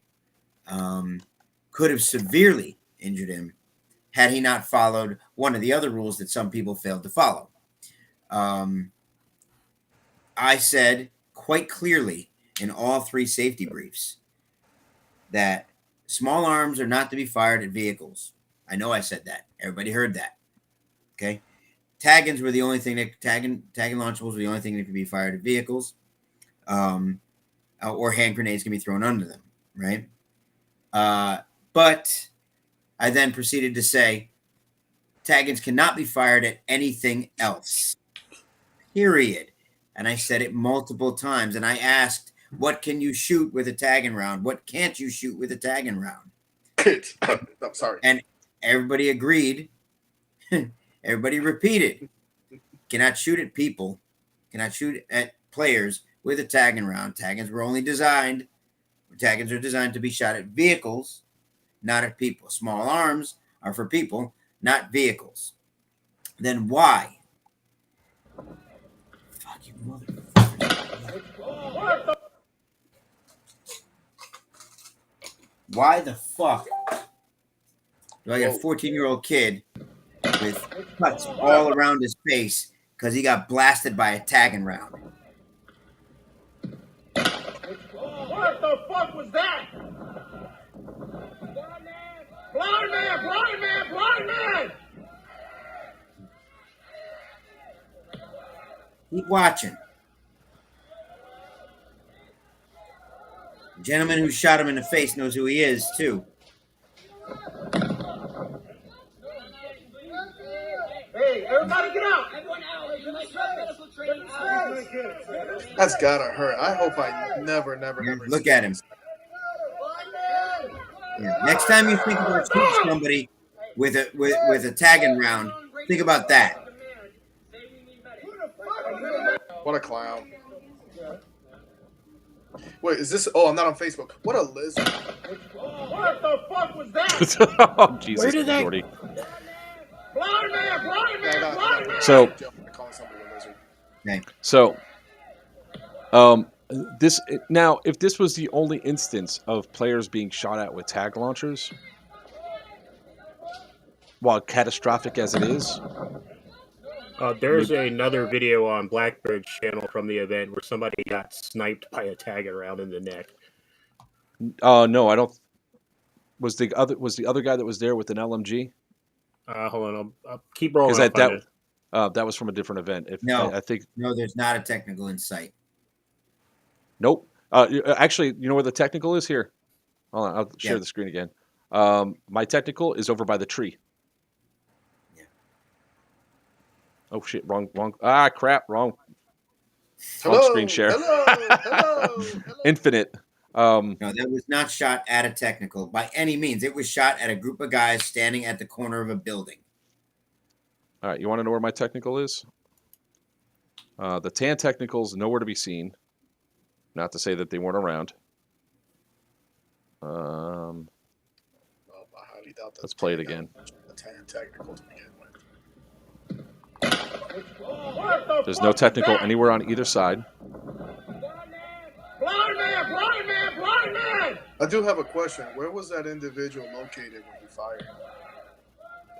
To the north. Okay. Yeah, up to 300 feet away. The taggings fly, baby. And they only explode when they bounce off somebody's shoulder and then into a 14-year-old. I guess he figured he wanted to hit the wall and kill everybody there. Oh, 10-foot radius. Which would have been great if I allowed taggings to be shot at anything other than technicals. Shit. I completely agree with you.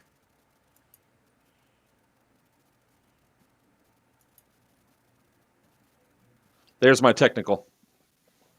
Oh yeah, you're way off. I just came back on the field from Stu, getting there are some people out there. There are some people out there who have actually been talked to about it more than once, about learning how to arc and not shoot at people. So, with that being said, if that was the only time it happened, then Okay, yeah, it looks like he spliced stuff from two separate events at the same field together. I can't tell you which event it was, but either way, the kid gets sniped from a good 200 yards away with a tag into the neck. It was probably Southern Watch. It was. I saw that video earlier. I think I remember seeing that video too. that was that was gnarly. good. Yeah. As somebody who's been hit in the chest with just a chalk round, it freaking hurts. Or have one explode in your pocket. I believe Skywalker got hit at this. That's what I'm pulling up. That's what I'm pulling up. Yeah.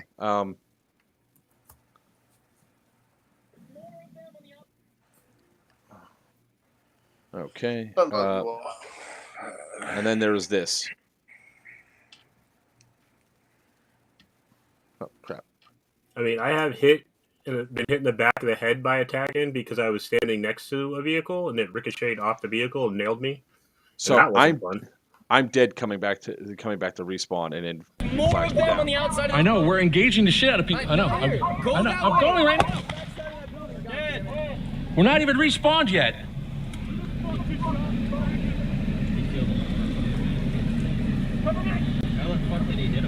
That was a quick POW grab. He almost directly hit him. That was a POW. He was going in to get medics. Oh, okay. So, okay. I wonder On the if, outside. I know, we're engaging the shit out of people. I know. I'm going right now. Oh my God! That was right. Sorry, I didn't catch it the first time. I was reading comments. I think it happened pretty fast.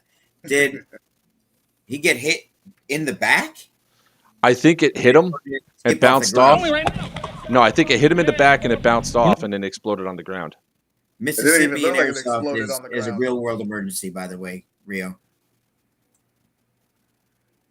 Play it back. I don't think it exploded off the ground. It bounced off of him and exploded in the air.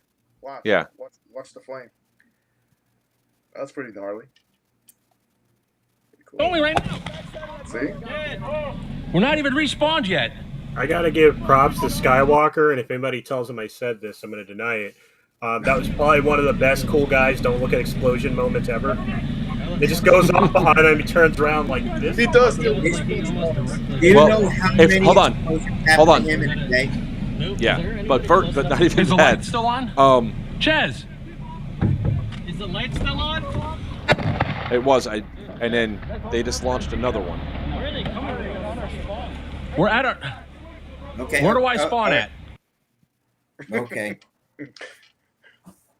What? Good question. I didn't want it to go too much further about who did what right, wrong kind of thing there. And No, other than shooting at a person. I know they shot at your vehicle when it was still dead, but well, I mean, the problem was that Skywalker also got hit, and this was later on in the day. This was towards like the last 30 minutes of the game. So it's now we can use Moose as a segue. By the way, Moose is the kid who got hit in the face. Yeah. And two things there. Number one, I gave Props him to him. new iPro and better iPro.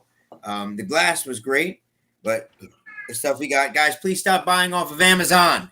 Please, you don't have to buy it from me. Just stop buying off of Amazon. Buy it from Dead End Outfitters. It's cheaper though. The frame completely shattered on his face. Right. The glasses kept him safe, but the frame shattered on his face. I went over. I saw him. He was. I told his dad that we need to rename him his field name to Beast. Forget Moose and call him Beast, because I went over. He was visibly shaken, obviously, as any of us would be, struck in the face with the tagging round, right? And have our iPro shatter. Imagine the guy at TCA that was bleeding profusely from his face from his iPhone getting smoked. And so I went. I had a talk with him. He was hanging in it. He was tough as could be. And sure as shit, lunch was over. Damn kid was back on the field with his new iPro. Went back on the field and finished the game. He's a Marine. Okay? He just doesn't know it yet. That was absolutely amazing, right? He had a great time. His whole team had a great time. His dad, honestly, I felt it being a dad of a kid who plays airsoft. You know, forget the kid who's in the Army. Just playing when Dom was that young, it used to freak me out too. I used to worry. But he went out there and he played. During the time when it happened, both teams came together to help him out. That was great. That's what I wanted this whole thing to be like. Right? I'm not going to go back over and start talking about the points again and all that. I don't give a shit anymore. I literally don't. I can't. Because up until that moment, everybody, with the exception of a handful, maybe, had an amazing day. Everybody said it. And then after the fact, all of a sudden people had a bad time. Not everybody.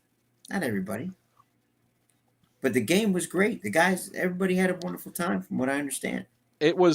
We had a lot of great interactions, a lot of great firefights, and a lot of great things. I want to address this with Jay. What do you think about blue flags being waged real world medical emergency? It's not normal in airsoft. You have to uniform. You have to uniform everything. You know, everybody has to be able to do it.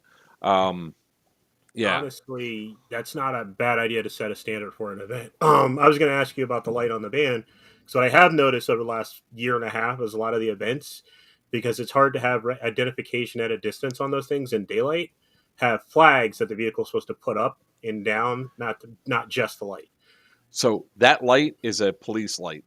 It's bright. It's super bright. I think somebody got a little overzealous trying to take out the CO because he came running out to the truck, took the shot, hit him. I mean, if it wasn't for the danger factor, that's an awesome shot. The problem is that wasn't allowed, as anybody can clearly see. There were bullhorns on the field, actually, believe it or not. Yeah. It's a matter of the radio calls did not. I mean, that one, oh, dude, everybody was stopping. I mean, there were some people that were moving because the sound didn't, the call didn't go all the way to the east side of the field fast enough. But it did travel. It was better than the first Blind Man for sure, especially since from the better than the first Mississippi that I know nothing about. And it was there. But there's one thing that that before we go through, I want to address something that Papa said, that when it comes to calling out, worry about your own integrity. And one of the best examples of this that came, what this came out about. Yeah, I get it to you, Skywalker. Wait till the end of the stream.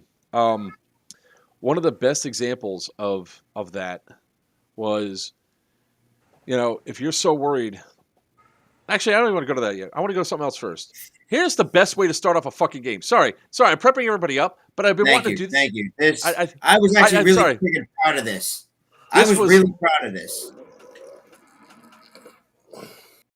South, you ready? Again, 1, 2, 3, 4, 5, 6, 7, 8, 9, 10, turn!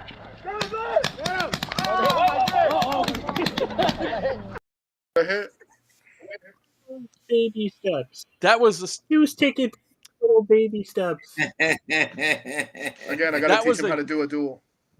That was you threw off that cadence. While funny. I did it on purpose. Come on, man. I'm not stupid. Hold on. The one thing you missed from that was the 10 dual commandments. I'm sorry, the what now? It's a song from Hamilton. The 10 dual commandments. No, I when they got to 9, I intentionally paused. I want to see if either one of them we're gonna second guess and turn around. They didn't. Well, they actually waited until I said turn, and then they both fired. I thought you were gonna use like an old British accent, like the gentleman. Oh no. Or some Irish. What you didn't see in the video is they were actually presented. They each had the exact same gun. I got them both. The Patriot Battery has it. Yeah, the one that Battery showed off at the beginning of the stream. The holsters for it. It was preloaded. Both exact. You know, I fired 4 rounds out initially so that nobody caught a 800 foot per second BB to the face, because there's CO2, and looked like one of the tryhards. I fought with him. Yeah, that was Laz. The 2 COs. The general for the South. The general for the tryhards. Yeah, that actually determined who got the very first JDAM mission, and Laz won. Laz got the he got the kill. It was an awesome thing, and that was what I was trying to set the tone for the day, was that kind of fun. I really wanted them all to have that kind of fun. Now, going back to what I was saying before about worrying about your own integrity. So this was like the perfect example I got to witness on why you only focus on your own integrity. You don't worry about somebody else's integrity. He's hit. Gun hit. Your gun hit count? No. Okay. Stop. He's hit. What the fuck is wrong with you? Y'all saw that, right? He's telling people where to go. Bro, you're hit. Now I am. Bro, hey. What the fuck is up? I didn't shoot you guys. You're still in? Are you kidding me? You're hit. URF, this is Cowboy. I was taken prisoner. I have now run on back his base. Over. That guy had his hand up telling them where we were. I already caught my hit. That's very familiar. Sorry, I did not mean to play it again, but the yelling and saying, stop talking, whatever. He was so focused on the players, their bad play, that he gave away his position, and then he got blown to hell up. If he was being more situationally aware, he would have realized somebody was dropping a grenade. At least he could have gotten around the building, around that corner, and been safe from the grenade. Right. So It looked like that grenade was cooked because they exploded right away. considering that it was it was either Skywalker or Jesse that was fragging them, of course they're going to cook it. That was like the perfect explosion. So, sorry, I got it. It takes practice. It really does. It takes practice to not call somebody else's hit, to not get upset, to not think that to think that you didn't get shot, to let your ego go. It takes a lot of practice. And I'm going to say, and I don't mean any offense or disrespect to anybody. Please don't anybody take this. I was shown a video today of something that occurred down in a particular indoor arena. And at said indoor arena, everybody's reaction, almost everybody's reaction when they're shooting is, as soon as they hit somebody, you hear the person behind the gun say, "Gotcha, bro," or something of that sort, sometimes a little more aggressive. And the other person say, Your "No, son you just didn't." chimed in. Oh boy. or the person who isn't getting hit wants to fight about it, and it's the instant reaction. That's exactly right there. Boom! As soon as it happens, instead of the reaction being hit. I know I hit him, but he didn't call it. I'm gonna keep shooting. I'm gonna keep shooting until he calls it. You have to train yourself for that. You have to get there. It won't just happen natively. You have to do it on purpose. No, absolutely. I mean, Joker came up here. He was next to me when I put a mag and a half into somebody until he called it. we're side by side going, really, bro? Wow. Wow. You have to do it Scott Sheriff. You have to do it consciously. Otherwise it'll never get there. And you see it happen over time if people are doing that. When on my field, I teach that, and I will tell you that I was so impressed. A lot of guys came to Vrs South from my field. First time they'd ever been to anything other than my field before. First thing was they left feeling just amazing. They said they had an amazing time, wonderful time. You already got to actually talk to one of them today. And the second was they played at Vrs South the same way they play on the field. Shoot till they call it. Call your hit when it happens. If you're not sure, still call it. And from what I understood, all of those guys played just that way. That was great.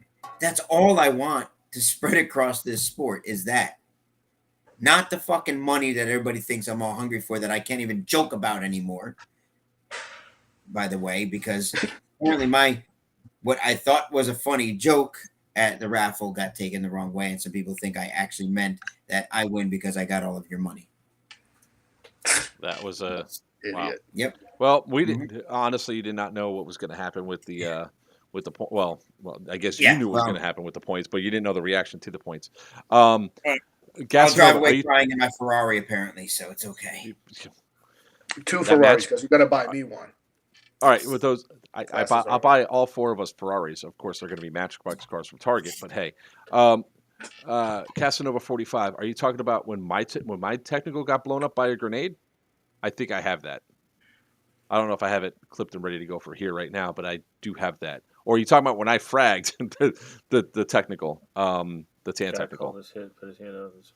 Dude, I've been yelled at by my team for taking hits that didn't hit me just because Okay. I can't logically figure out how they would have missed me, so I'll just take the hit. No, Emily, I see what you're saying. You're absolutely right. The guy was wrong that was calling out where the position was. That's absolutely wrong, and they shouldn't have done that. But the point about it is with Temper being so concerned about that guy's integrity, about what he was doing wrong, he left himself wide open to be blown up. His situational awareness was off. And if he just focused on playing the game and not worried about that dude's integrity, he probably would have still been alive to make the push to go inside the building. Yes, sir.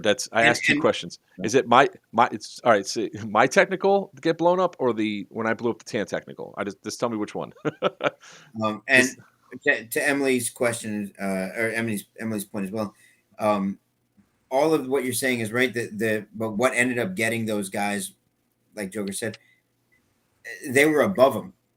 Him calling that out, they knew that they were there without anybody calling them out.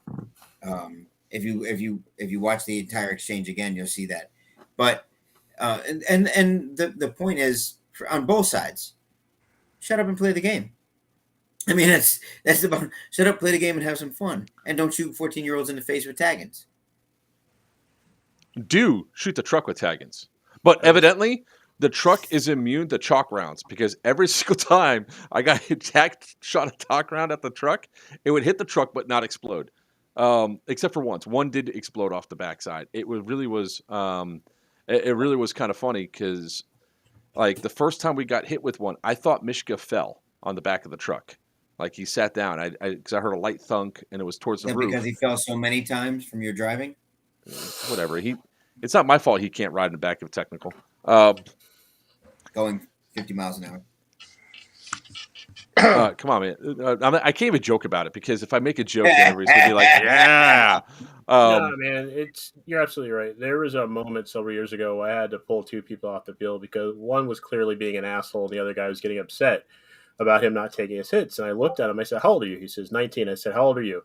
He says, 25. I said, in 25 years, that man is still an asshole. What makes you think you're going to change him now? Go play the game. Okay. Casanova, hold on a second. I'll play that video. I just found it. So here's the video that he's talking about. Here's the video just for you. We always try to make our fans happy. Of course, I don't know why it's doing that lately, but here you go. On that left side. When I shoot through. They can't kill me, right? Oh, fuck. Sorry about that. I just got shot in the hand by Falco, by the way. Oh, watch out. You good? Here comes the throw. Are you good? No, we just got hit. We just got hit with something.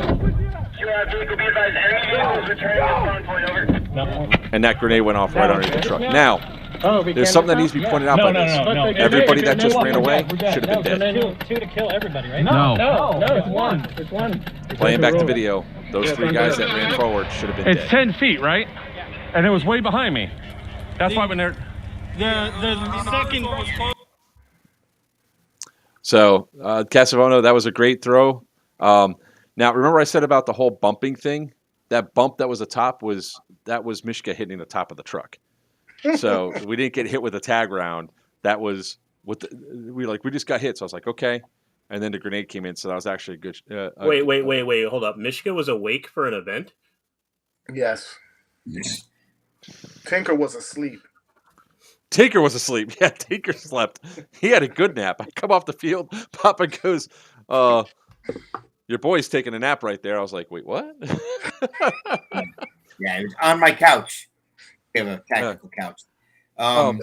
And by the way, Tyler, 100%. Absolutely 100%. All right, I want to go into some cool stuff that happened. Like, I want to say this was a great maneuver by Mother from Faded Airsoft. So this was second Evo.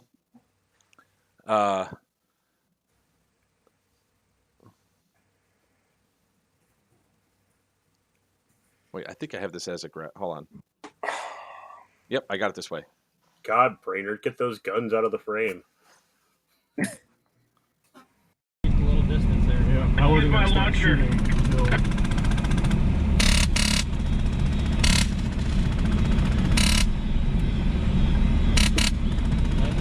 Watch it. That guy that's running in the middle, he's got a launcher.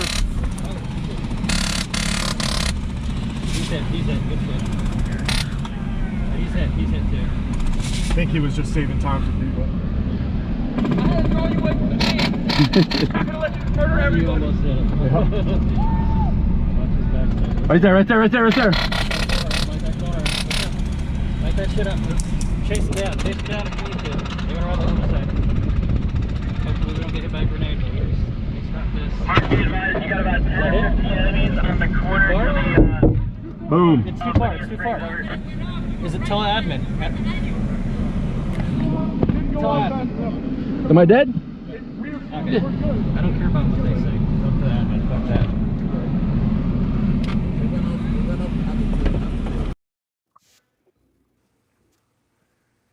That was a great distraction move.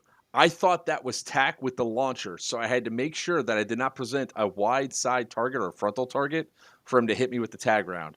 So I started moving sideways. We were being shot at, and they shot at and took him out. What's to look for, Papa? Oh. Nothing. No, I'm reading comments and stuff. Oh. I'm awesome. That's awesome, Casanova. So that distraction move was so effective. It totally threw me off and off the line I wanted to go on. The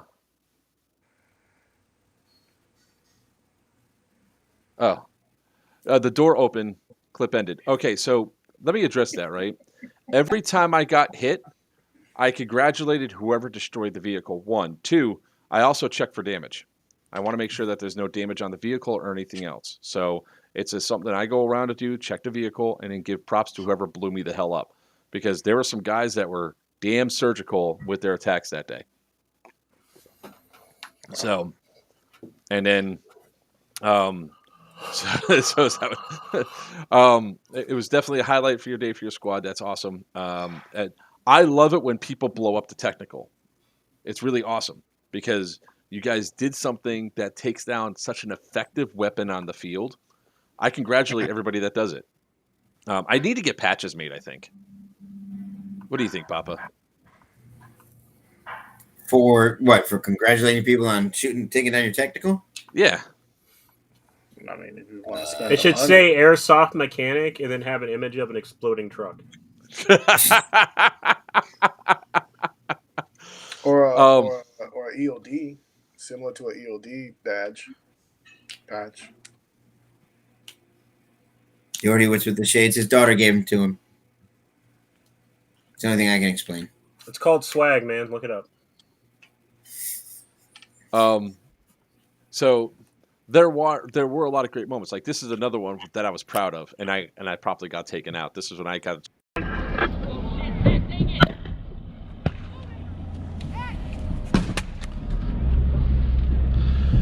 Right here. Left side, right side. Right here. We know. We got. Left side, right side. Yeah. I don't know my left from my right, guys. Oh, man. Thank God you're not in the military. Was that other technical a fucking H2? Yeah. Yes. That's Carnage, the H2 technical. That thing was. Thank you, Dave, by the way. I appreciate that. That H2 is badass, dude. I shot that thing in there. I was like, yes! I got to shoot the technical 3 times. I got 2 on camera. 1 I was on foot, and the only thing I had was my launcher. It was like the last 3 minutes of the game, and I saw the technical go for it. I go walking up. Everybody else is like running away from it. It's like, boom, and I got him right in the tire. I was so happy about that. The second time, I was making another pass. They were coming to take me out because I was going to drop off, and I got him with a chalk round right on the lower running board. The technical fights were pretty cool. I honestly wish there was more of them. I want to do more head-to-head technical fights just to have fun with it. And it was just it was just a like I said, it's such a fun engagement and everything else. I mean, we are harping on literally the last 15 minutes of a game that goes through, and I mean, I had a blast. So many people that were walking through are like, "This is awesome." We got so many high fives, like from people that we killed, because we would like between Bonita Springs and another one, that was our death trap. Each time we went in there, we almost always got killed. I mean, it was we knew it going in there too. Very rarely did I get to do a full circuit around without getting killed, which was amazing to me.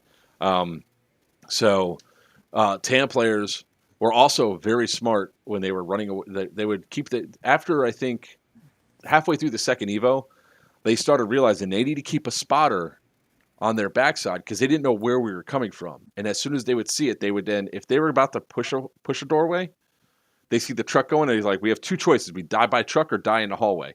I'm curious at how many times that they did a push like that because the truck went in there and they were successful in taking out a building. I know they took Bonita at least once because of it. Because we said 15 guys went running in. You can only shoot so many in that hallway. So, Jordy, what was some of your fun experiences? Getting shot at.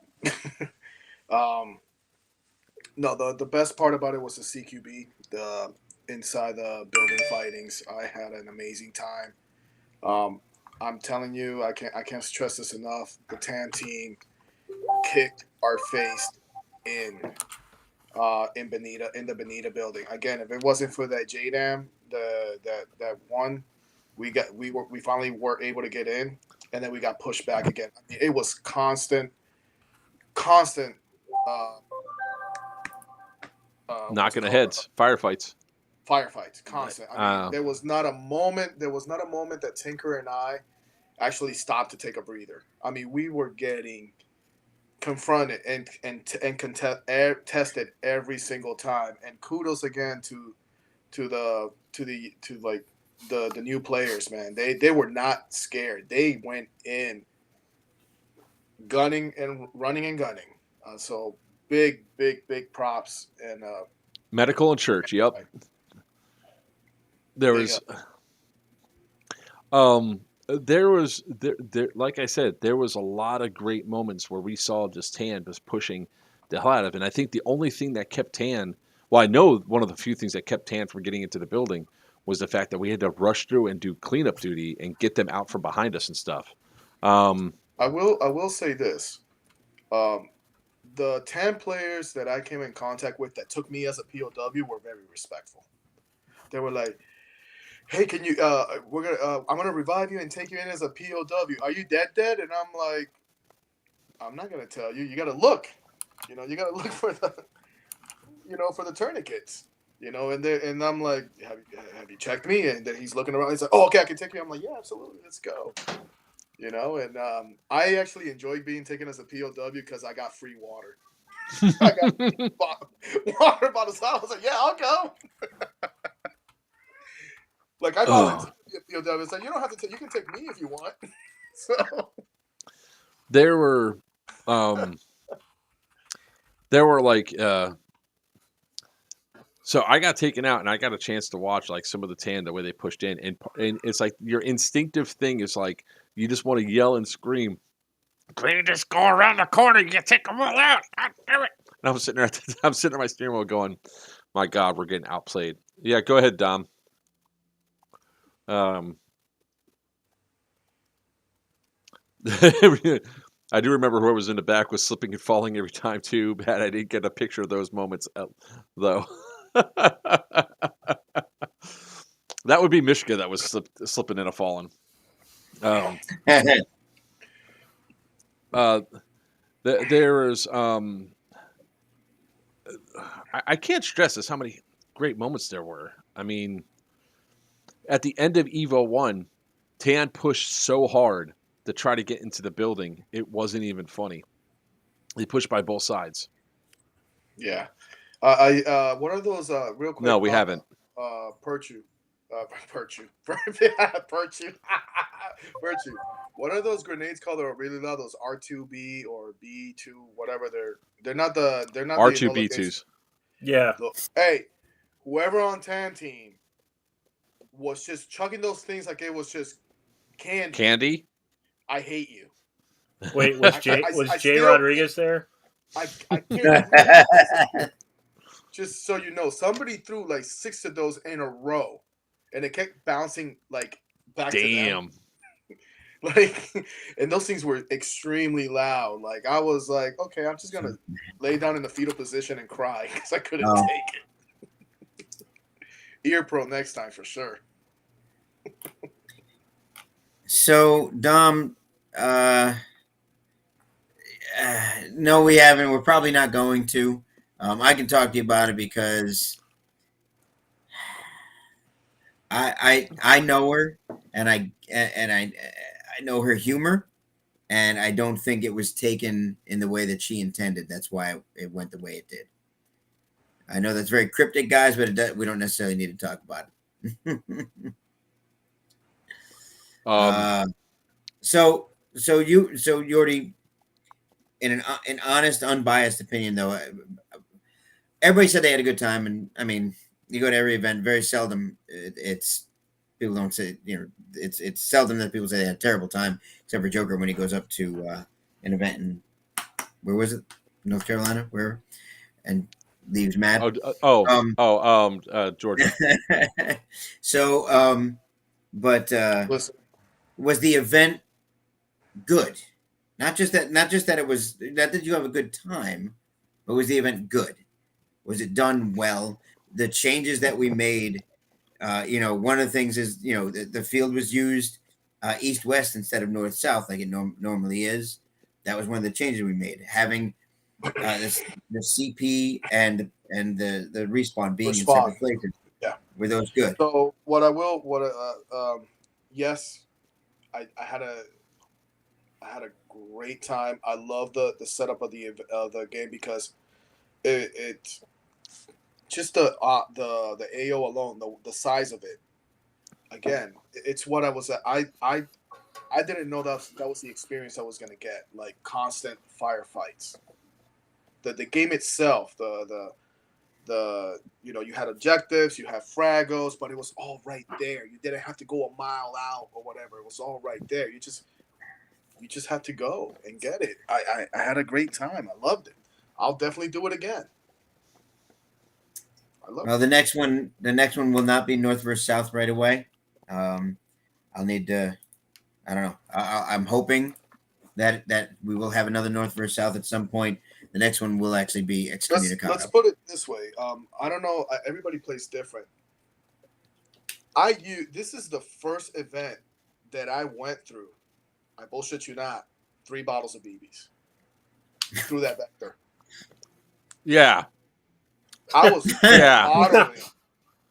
Yeah. Well, no, some people do more, but no, this is not you. I'm just saying for the event. Yeah. What? This is the first time I used so much beat. Like I went to my bag and I was like, "Oh snap! I gotta go buy more." Papa, when I come to Fort Myers on Thursday, we need to do that trade for tracer BBs and all that. Nice. If you 12 bottles of BBs, Yordi. Just 12 bottles of BBs. That's all I got to say. 12 bottles. Guys, I mean, again, everybody plays different. Normally at a Milsim event, I will load up 10 mags and I will go back home, and I only use like 6 or 8 mags. I still have mags left. Those are rookie numbers, sir. You got to bump up those numbers. Whatever. I'm a tactician, brother. I don't just run and gun. But this event, I was running and gunning. I was pushing. It was fun not being in a leadership. Well, I was in a leadership role. Damn it. You were squad lead. Yeah, I was squad lead. But I was I never used so many. I found myself reloading back at respawn. I'm like, wow, what is going on here? I'm not used to this. No, Top. No. Never again. Never again. Not going to happen. I told him not to do it. Nope. I told him not to do it. Next time you even try, I'm taking it from you. I'm taking it from you, that's it. I have to give shout-outs, right, for my technical crew. Mishka, even though he was running his mouth about call your hits and everything else, which he's not supposed to do at a Papa event, he knows better, was badass on that gun. So many players probably hate the shit out of him because of how effective he was with mowing people down. With that being said, I got to say props to Falco. Falco shooting across my face at people is great until he shot me in the hand, shot me in the arm twice. He was excellent taking him out. And then Brainerd, holy crap. That dude, you should have seen the grin on his face at the start of the second Evo because he's from up in the frozen tundra and he's hot as hell. He goes, man, can I ride the truck? I was like, jump in the passenger seat, buddy. You don't want me to big gun? I was like, no. Use that LMG right out that window. And he was like, and he was so polite with the gun. I mean, I can't stress this enough. He could have just went, baby the shit out of he's like, just doing bursts to make sure that people weren't being overshot. And if he was overshot, I'm sorry, my bad. You know, but nobody complained about it. Of course, nobody's going to complain about it. It's Brainerd. They're going to walk up and be like, never mind, I'm good. Yo, man, you overshot me. He steps out of the car. Never mind, do it some more, sir. He's the cleanest looking Viking I ever met. So, so damn big. So the gun truck crew did exceptionally well, and the people that jumped off, nobody jumped on and off the moving truck. There is an apology to be had because the vehicles were getting close to players that were on the ground. At least those speeds were extremely slow. But sorry, it looks like playing back through the video, it looks differently in person than when you're driving around. So sorry about that. I will have to tell Robo from Infidels. He apologized for throwing a grenade when I chased down the guy with the bomb. And I was out of the truck. I got shot because I went to go chase the bomb guy down because Mishka shot him inside the hallway. And then I got shot. And then Brainerd was still alive. The truck was still alive. Robo was like, and boom, I was like, well, fuck, Brainerd's not alive anymore. And I was like, because when the disagreement happened about the shots and all that, and there was a conversation with the ref, I walked back over to my position. I was about to say, Brainerd, come get me. I was like, medic, and the next thing you know, here comes a grenade, and boom. The propane guns did throw us off a little bit though, because we had to keep looking back. Did we just get hit? No, it's the propane cannon. Keep going. So I got to throw this out there. I totally forgot about this, and I'm going to pull up the video for it. It was a cool. It's like Babe Ruth calling his shot, right? Nathan Williamson. He told Laz as soon as he found out that you can capture the generals before the game. He said, "I'm coming for you. I'm going to take you POW." Now, you have to absolutely give it up to Laz when you see the video, right? The piece of role play in it, the fun being had. This is again one of those undeniable things. I don't think you were there when Nathan came over. He had to say goodbye. The man couldn't stop smiling. Just couldn't stop smiling. He ended up taking Laz hostage, taking him as a POW. Absolutely fantastic. The grin on his face, the joy that he had from actually doing that was amazing, and huge shout outs to Laz for doing that. With that in mind, though, I do have to say, sorry, North, you technically didn't actually take Laz hostage. You technically didn't have him as a POW. You did kidnap him and take him to the wrong place and hold him hostage for 7 additional minutes beyond the holding time. But no, you never actually held him hostage. Held him POW. Yeah, that was when he. Yeah. You guys went on a side quest. I mean, It really funny. It was, you know, the and an incident. The whole reason they didn't get the points and they didn't go over there was it was actually something we never considered. The bombing, you could bomb the POW/spawn points, right? Well, you can bomb the spawn point, you bomb the armory. Well, like the day before the event, 2 days before the event, we had to change the the POW holding because they were actually physically like real world bombed out. So we tied them into the armories. Well, we never really thought of the scenario that what if the armory gets bombed, means POW holding is bombed, you can't bring a POW back, which is cool because, you know, you can't get those points, double shot on you for not being able to take a POW or respawn. Oh, crap. Hang on one second.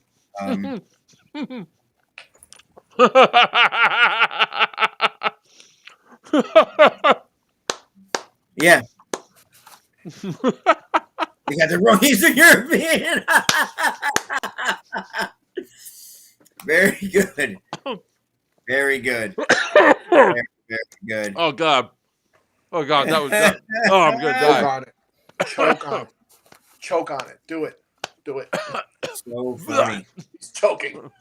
Oh my God. Oh, God. So funny. Let it happen. Just let it happen. I'm not sharing those comments, guys. Come on. We don't need that shit right now. Stay positive. Oh God. Okay. All right, hang on one second. Let me bring it up. Look at this guy throwing jabs.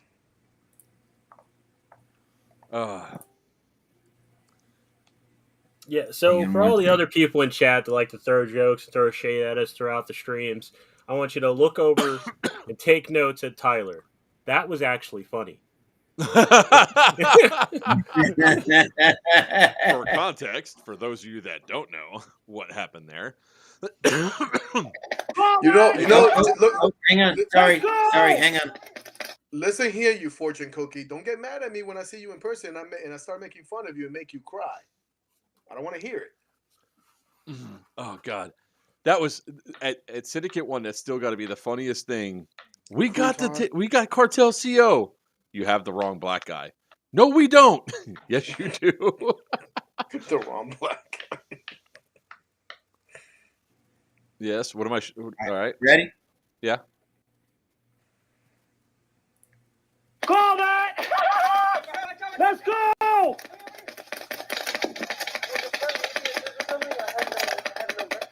Get me fire into the door.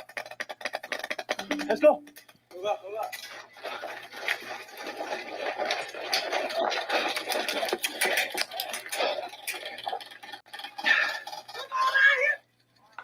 Hi.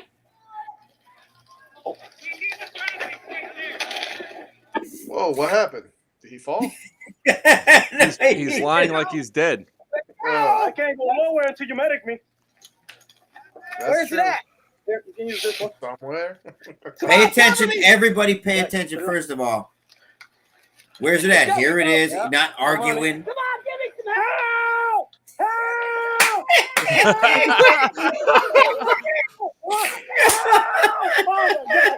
Okay, you got it. The green guy fell. The green guy fell.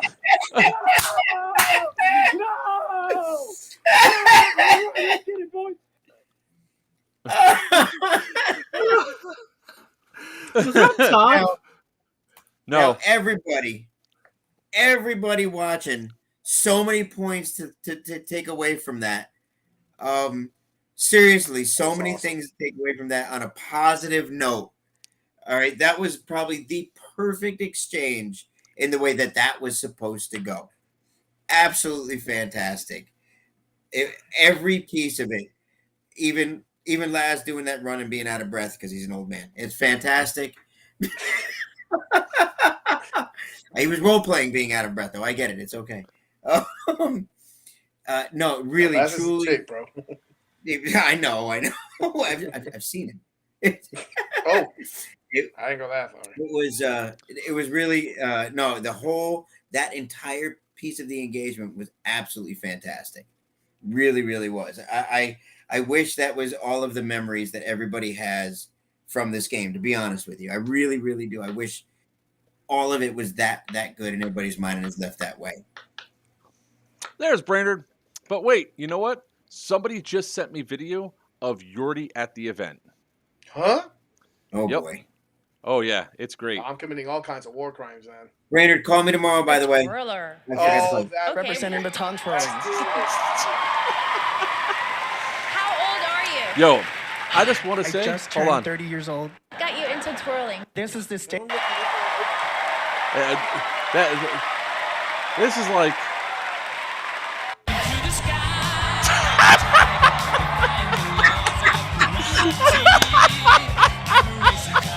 Don't be jealous.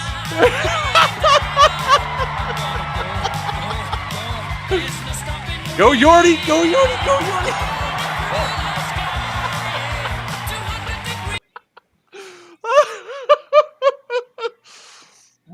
Yeah, I wish I could move that fast. Look, man, I'm not judging Colonel Bling Bling on his extracurricular activities, okay? Oh, Hey, God. what do you mean this is why Squad 4 got ran over? All right, if we want to talk about the tactic It aspect, was like why five Squad guys 4 got against rolled, 50. like why Squad 4 got rolled over, we were told don't enter the building, go to the outside, Yeah. and we should have went straight through the middle of the building because nobody Yeah. went inside the building. Somebody else was supposed to do it. We didn't. By the time we got in there, we held them off quite a bit. I couldn't hold Bonita. It was like literally 5 guys against 50. You guys came in like ants. Like. The only time I was on the ground was the first 20 minutes of the game, and we rushed into Bonita. My camera wasn't on for any of it because there was a long ass wait before the game started. I'm like, I'm gonna turn this off to save some battery and some juice. Game starts. I forgot to turn it back on. But that Worst was content creator ever. whatever. I got it. I got the content I needed. I got some awesome technical stuff. Wait, hold on. I also did this. All I want to know is, I want to know what speech. Shit. I want to know what speech the CEO from the from Tryhards gave them because they were running the whole time. Yeah, no, they always do. That's that. I don't know what energy I know what they're Yordi's taking. talking about. It was not just tryhards and it was not just infidels No, and I'm it talking wasn't just about faded. everybody on the TAM side. Everybody was. He must. I know Laz, and he probably gave a speech right before the start of the game, like like a motivational. Oh speech. yeah. Oh no. Yeah. Hang on. I think I have a video. I want to know literally what speech we're that was. taking everything Holy from shit. them. Yeah, he gave like a 300 speech. It was awesome. So this was Jesus this Christ. was one of my shining moments It at was the very nonstop. end. They gave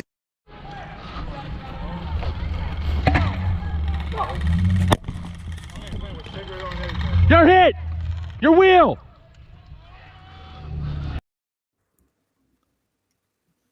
So the big thumbs up was there. Everybody was calling for things, and then they were slowing down, stopping. I was like, yes!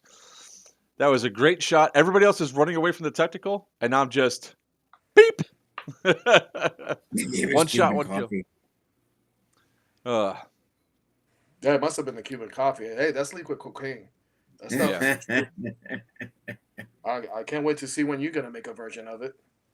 Cuban coffee? I make it. I'll make you some. He's I'll make you some. He's got some stuff. Yeah, you know that. But like I said, we can go past all the negative and everything else, and the event was actually pretty awesome. It was a lot of fun, and it was just there he is. There he is. Nathan Who? Williamson. Should we show it again? The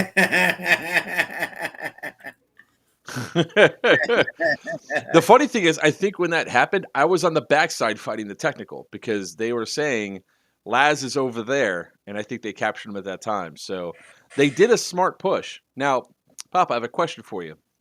Green Technical did not have a dash cam, only what was on my head. The spawn points were not supposed to be taken, right?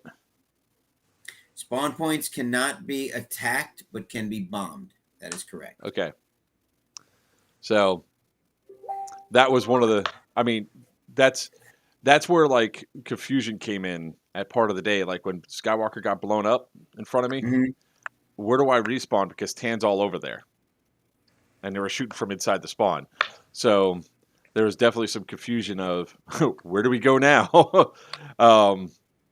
So and then specifically where does the gun truck spawn? That was like the only time it came Well, up.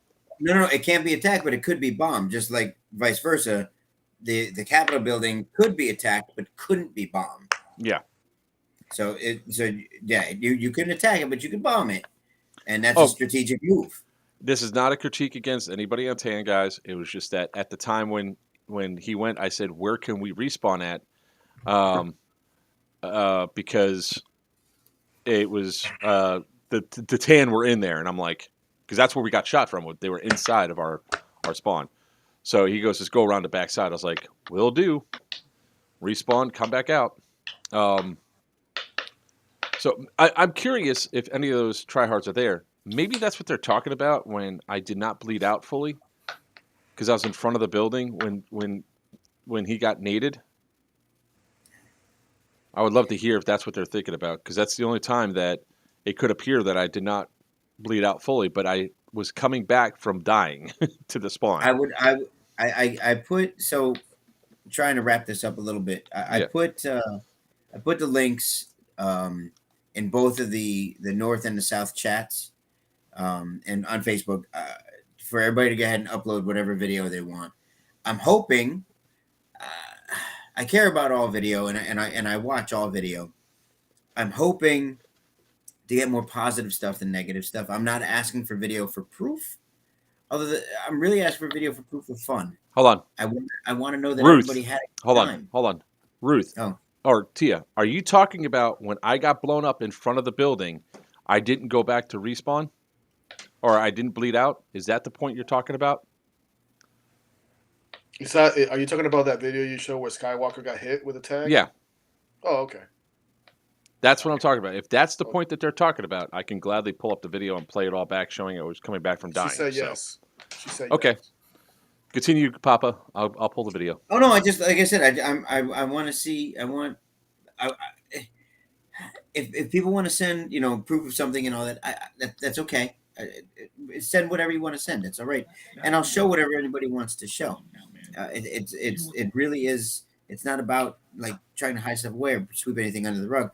I would rather have the positive stuff, because both sides did a great job.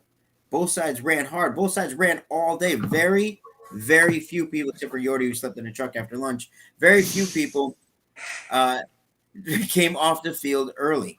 I had people literally, I'm not exaggerating, literally limping off the field only after the game was over. Thanks for throwing my business out there. I would say my guys literally had to get an extra hotel on the way home because they were so fucking exhausted. Yeah, that to me, and it was a hot day. We didn't quite expect it to be quite so hot. Yeah, you guys said it was hot. According to my boys, and again, they're from Ohio. It was, what was the direct quote? 6 inches from the sun. How do people live here? It wasn't that hot. It really wasn't that hot. I think it hit 89 that day. Good God.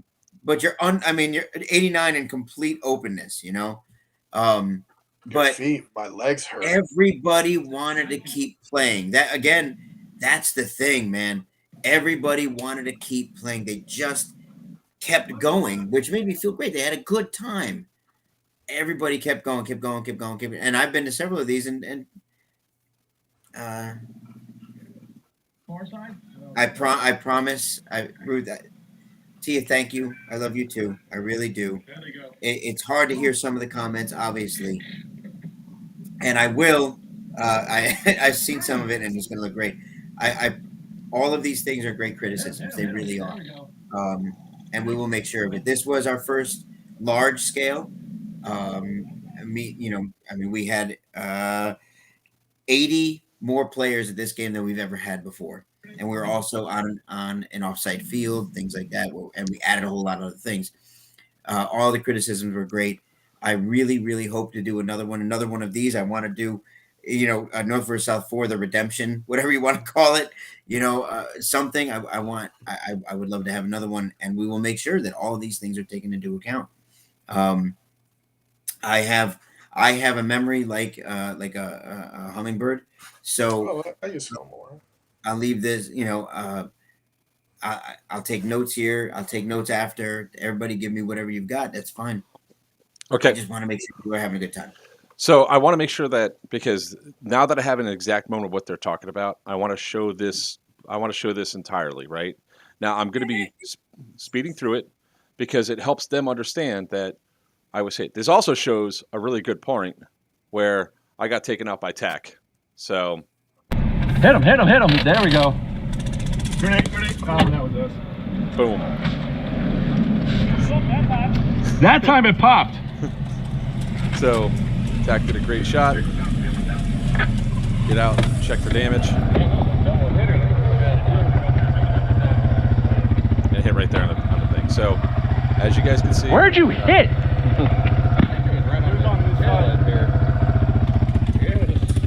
So you can actually see the timestamp right here says 4:32, and we go all the way to 8:51 before moving off. So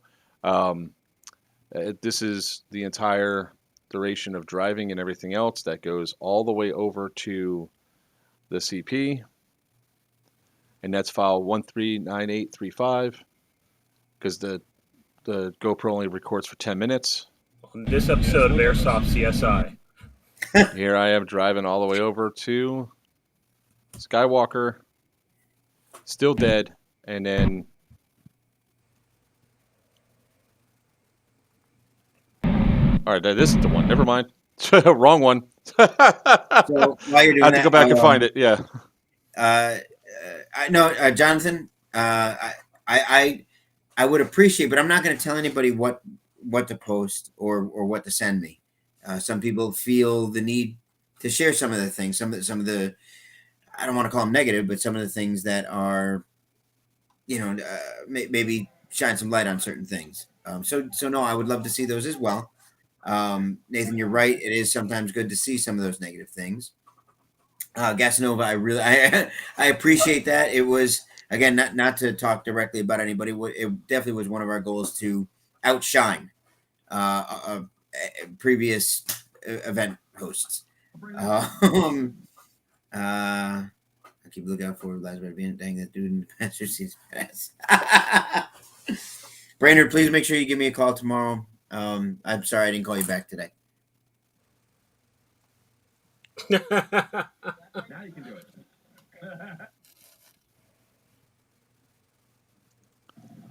Okay. That's not it. So Joker nap time. You guys can start Joker nap time. I'm going to pull the video up for them. So go for it. Right. Oh, wait, here we go.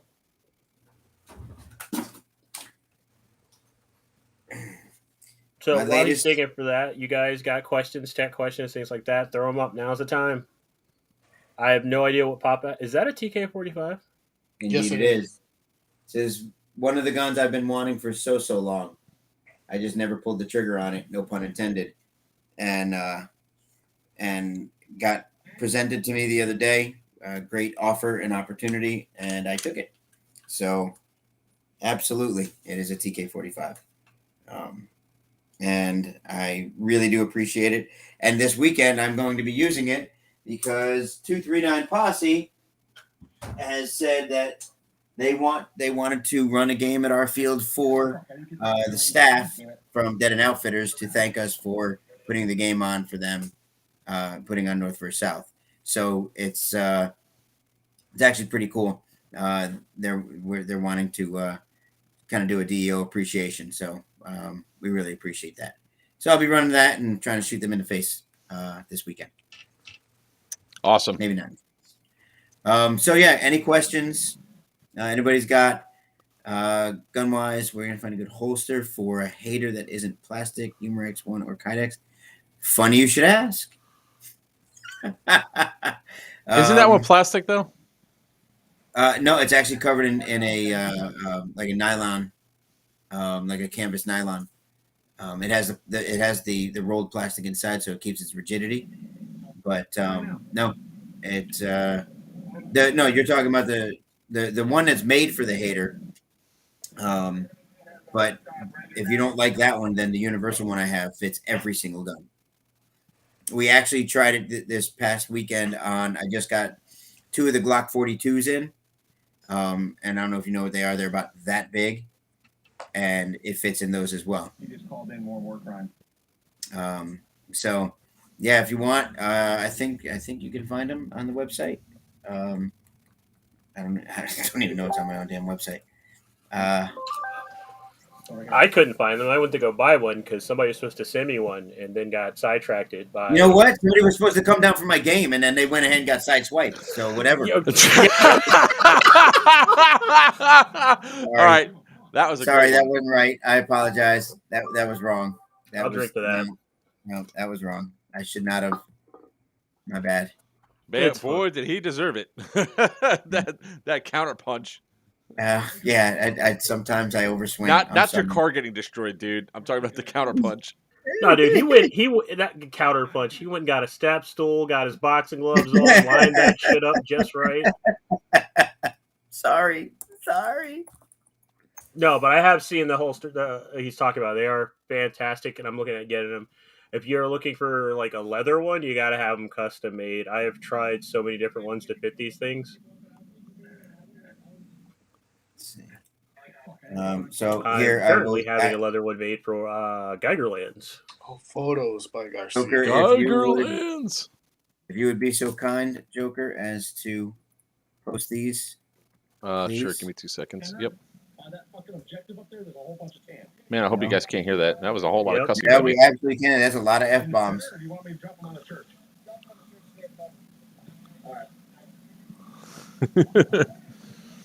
Whole lot of F-bombs. Look, my job was to drop people off, kill them, and then go back. You may be delayed. Those are 2 different links, by the way, Joker. Oh. Yeah. So one is the belt, and the other is the molly. Yes, Brandon. I will be. I mean, I tech everything. Everything except for AKs. So. Yeah, he doesn't like version 3s. No, I don't. I'm not gonna lie. I really, really, really would rather not. And it's not even version 3 gearbox, because there are some guns out there that are version 3 that I don't mind working on. I just don't. I don't know, man. I don't like modified, even version 2, the version 2 extended, the version 2.5, as some companies call it. There's version 3s, there's version 3.1. Like, if a version 2 gearbox will work, just freaking use the version 2 gearbox. Yeah, the version 3s, technically speaking, they're stronger, because like by design they're stronger. They've got the slide rail on them, all that kind of stuff. But at this point, there's almost no need. Now I have seen the front radius area crack on some version 2s, but that is so few and far between that it's Bass Pro Mall. That it's I mean, I don't know, version 3s. I just don't like the guns that most of the guns that they go in, you know, the AK wise at least. I like my AK. Shut up. Nobody asked you. To be fair, if we could find a way to HP a cereal box, you already would use it. Ruth, if you're still watching, I'm dead. The truck is dead in this video. TAC again took us out. We sit there for 5 minutes, drive back. Oh, shit, Sam. I get here, and boom. So if you want to go back, I did not even fully respawn yet. I was all the way here. I'm dead. And oh boy, nonstop over to. I know Sam sent it to you too, right? Yes, he did. Not that Sam, dumb. Different Sam. Sam Johnson. Well, I just want you to. I want you to be aware. I want you to know that like this is all within one period where we're like all this stuff is going on. So I want you guys to understand. Like, Kaboom. we're here to have. That's a nice fart. Yeah, Thunder right? fart. Cracking me off. I just want you guys to understand that when it comes down to this, that's why I really was enjoying the fact that I had an admin following me around to make sure I wasn't doing anything wrong. But this is the perfect opportunity where we can explain and say, okay, what part are you talking about? If you found the instance, perfect. Let me show you how we haven't even respawned yet. So cool. All right, back to the other thing. Do you need me to share that or no? So, all right. So, where are we at with this? So, some of you guys got a chance this weekend to, no doubt, some of you guys got a chance this weekend to run your guns like you've never run them before. It's different going and playing 15-minute turnaround games versus running the game all day. What did you find? What did you find that you wanted to improve? What did you find from your batteries? Did they last properly? Things like that. So, if you've got any of those questions, what the hell? What just happened? nothing I can put on the stream. All right then. Y'all looking at something I'm not looking at? Oh, I am. Yes. He finally hit second puberty. Oh. Ooh, I'm excited. Is there a second one? What? Oh no. I love HPA now. So, yes. Okay. So is that what you wanted to talk about, Brainerd? Because I've got it here, and I guess we can do this one. Oh geez. Anyway. So my gun was on point thanks to team. Absolutely, my pleasure. My LMG. Yes, I definitely could, Mario. Absolutely. There really is a second a second puberty. I'll take the growth spurt all day.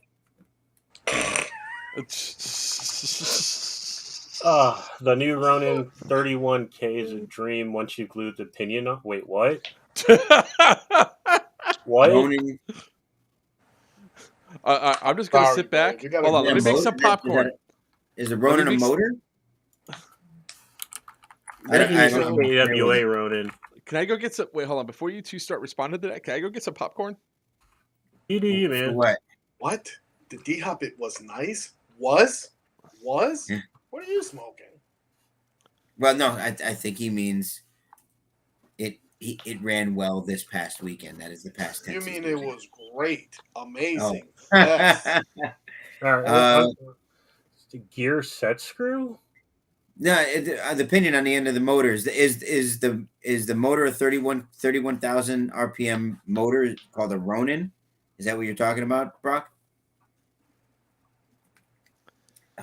That's wow. Oh man. Let's see. It's Warhead. It's a Warhead. It's a brushless motor. Okay. Yeah. So, what? And just out of curiosity, what are you running that in as? What do you have in regards to your trigger system? One of the things I've found recently is the warheads, but I've never seen this Ronin before.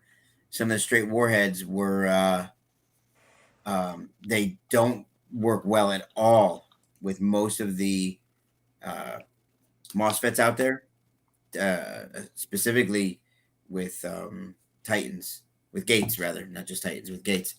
And some of the previous ones had an issue with their wires just unclipping.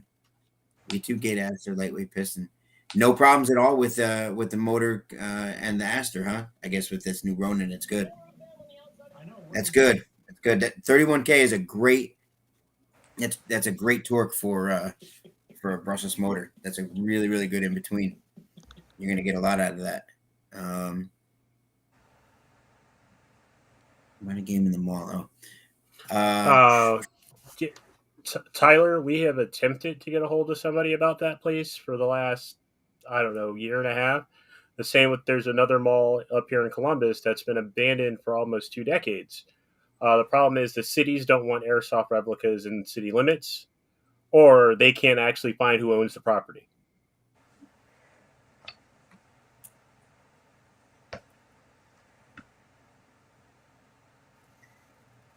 I'm gonna upgrade this. Hardwired connected. Okay, so that solves that problem. So apparently this Ronin, it's apparently solved a lot of problems from previous versions. I mean, do they still turn your grip into a toaster? Why did the previous warheads do that? They got so hot. Upgraded strength in the magnets, titanium shaft, wire. See, the hardwired connectors gets me because I mean, I guess being able to disconnect is one thing, but well, looking at the pictures of it, it looks like they basically extended the prongs out when they say it's hardwired. So there's 2 leads coming off the wire connection that you still snap in like a normal motor. There's just out from the motor. The 31,000. It looks like a 31,000 RPM on a 7.4. 40, like 45 on an 11.1. That's comparable to the option 1. Bye, Yordi. Bye, Yordi. You know, you could have just said something instead of spamming the private chat. Yeah. I didn't want to be rude. Anyways, guys, everybody that joined on the live stream, thank you for coming. See, it's Yordi nap time too. Stay positive. No, I'm gonna go play with my daughter now. I gotta go give her. You go play with your daughter, man. Yeah. That's a good reason to leave a stupid, silly airsoft stream. Stay positive and let's play airsoft and have a good time. Y'all tracking north and south? I'm tracking. I'm down. I'm not talking about you. I'm talking about everybody in the chat. They're all going like this, probably. No. Anyways, guys, take care. I will see you guys soon. You coming by tomorrow or no? Yes, I am in the afternoon. Yeah. I'll be there before. I'll be there in the afternoon. Okay. I will see you then. No, place with Kai there. I need to V31 for my VS. Later. So, Ben, my first question is this, and it may sound rude, but hear me out. Why the hell are you putting a Kythera in a VSS?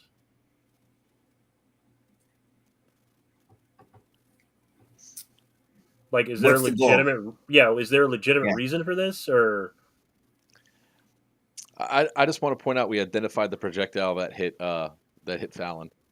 It was a Reaper round. I'm with Virchew on this and that, and not that I'm questioning the decision, but I ask the same question every time when somebody tells me, when they give me specifics about something they want to put in. I always ask what the end goal is, because sometimes they're spot on, and sometimes there's better options. Why that specific engine in that gun?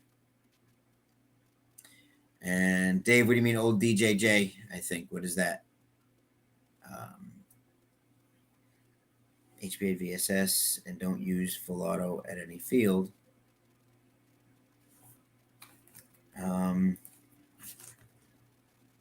Why do people buy the Crytek? I'm just gonna ignore Tyler. Oh.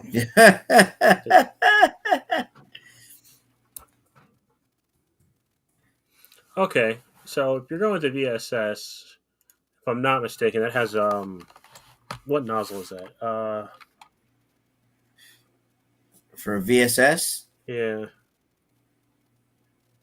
VSS is a V3 gearbox. Gearbox, but it's not a K nozzle. It's That's not a Masada also, is it? No, shorter than No. that. No, it's going to be shorter than that.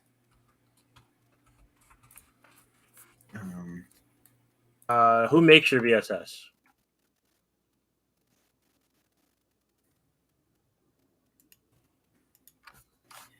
How do I see these other comments? Which other so there, Brock, there's comments that are coming in from YouTube. Are you not able to see those?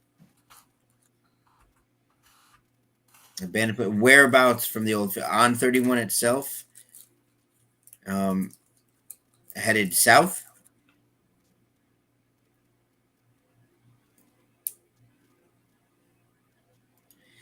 Yeah, Mario. So some guns by design, like the one that comes to mind most often is the ARP9. When you some springs don't sit as tight in when it's been released, so when the piston rides all the way forward, it'll vibrate. Some springs sit tighter and they don't vibrate as much. So yeah, when you pull the trigger, it does its full cycle, and then you get that at the end. That's if that's what you're talking about, that's what's happening. Yeah. All right. So the VSS is actually a 19.60 millimeter nozzle, which is longer than an AK nozzle, but shorter than the Masada nozzle. And the only 19.6. 6, yeah. That's close to an MP5, isn't it? I think the yeah, because MP5 is like 19.5. 19.5, so yeah. You're going to be right in there. Yep. Because if you're going to go to Kythera, you need to make sure that they have a nozzle that'll actually work with it in that gun before you waste money on the Kythera. No need to worry about it, Mario. Not at all. It won't cause any harm. It's just a weird design. I mean, it's not bad. It's not good. It's for some people, it's just annoying. Let me see if they actually have these. Your ARP9 still has the amplifier on the end.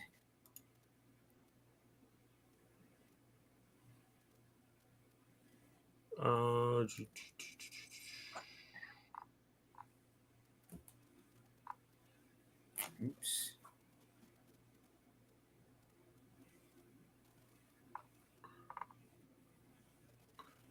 Yeah, it looks like the closest they actually have for the Kythera is the MP5 nozzle, which may or may not involve some finagling on your part to actually get it into your hop-up.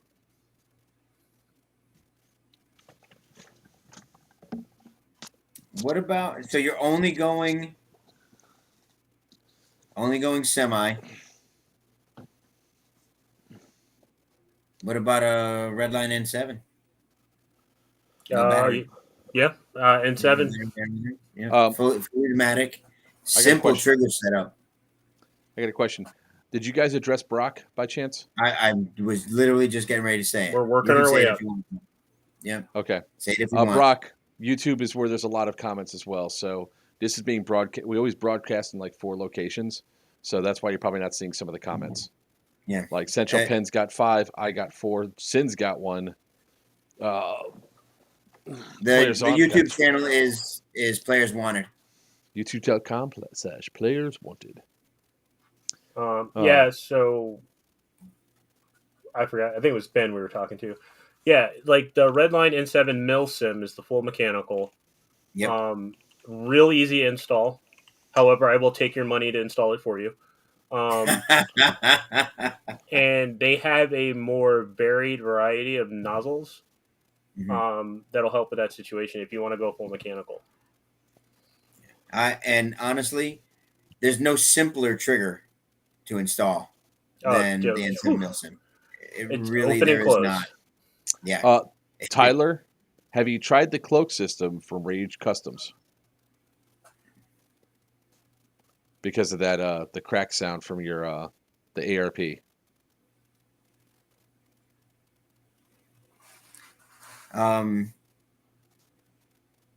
Yeah, if it's strictly noise coming out of the barrel, put the cloak system on. Yeah.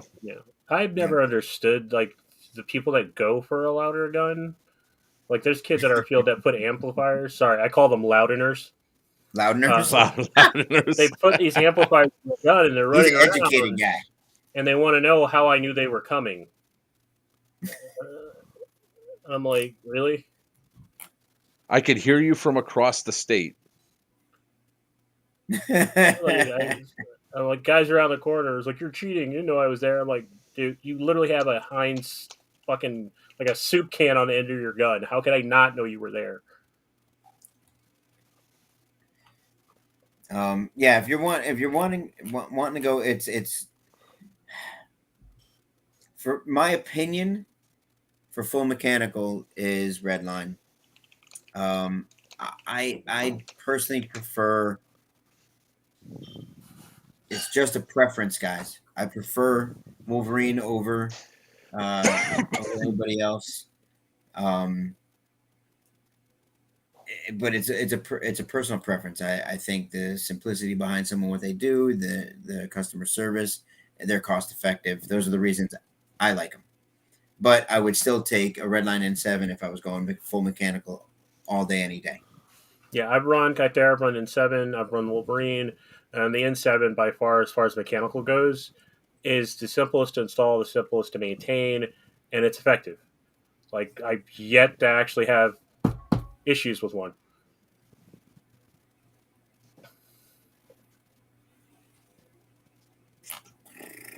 Let's see. What else we got? That's why I have all the different restreams up. Okay. Planning to get it for your P90. Oh, the cloak system.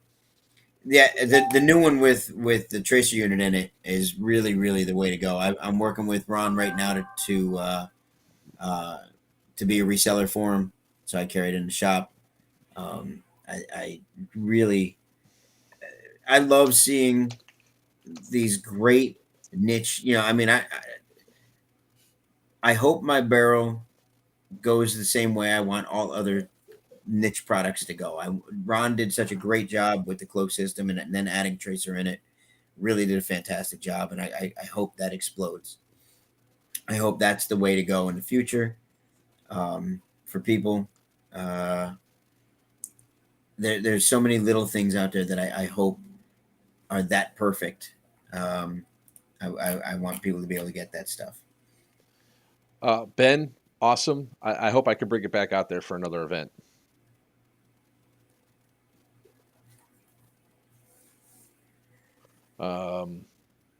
Love the guy for the MP7 I'm buying. You know, Mario, I told this to Greg before, and if you haven't watched the stream before, you know, a lot of times people give me products to test out.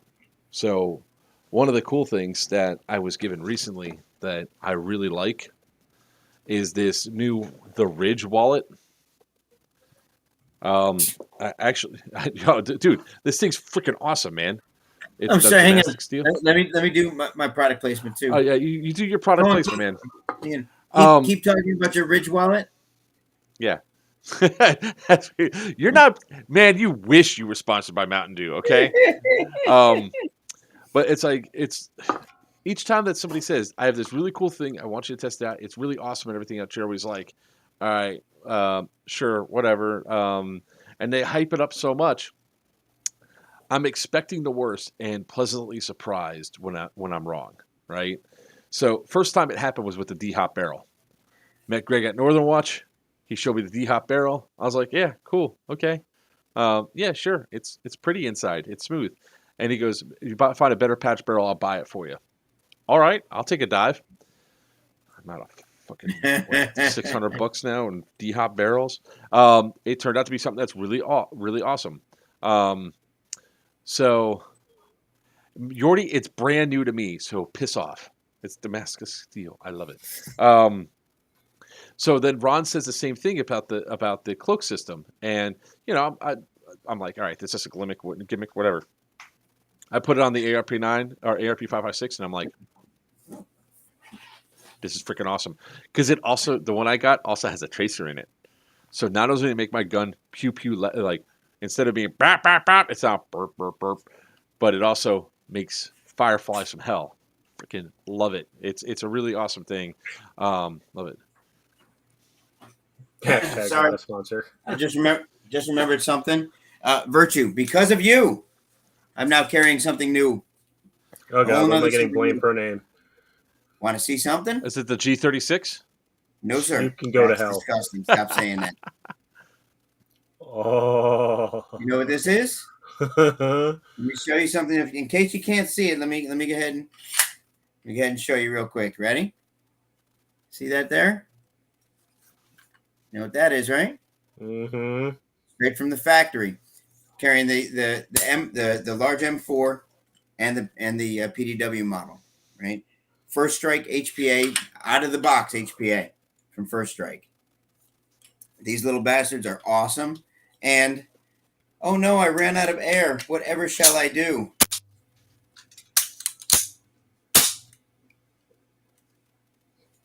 These things are amazing.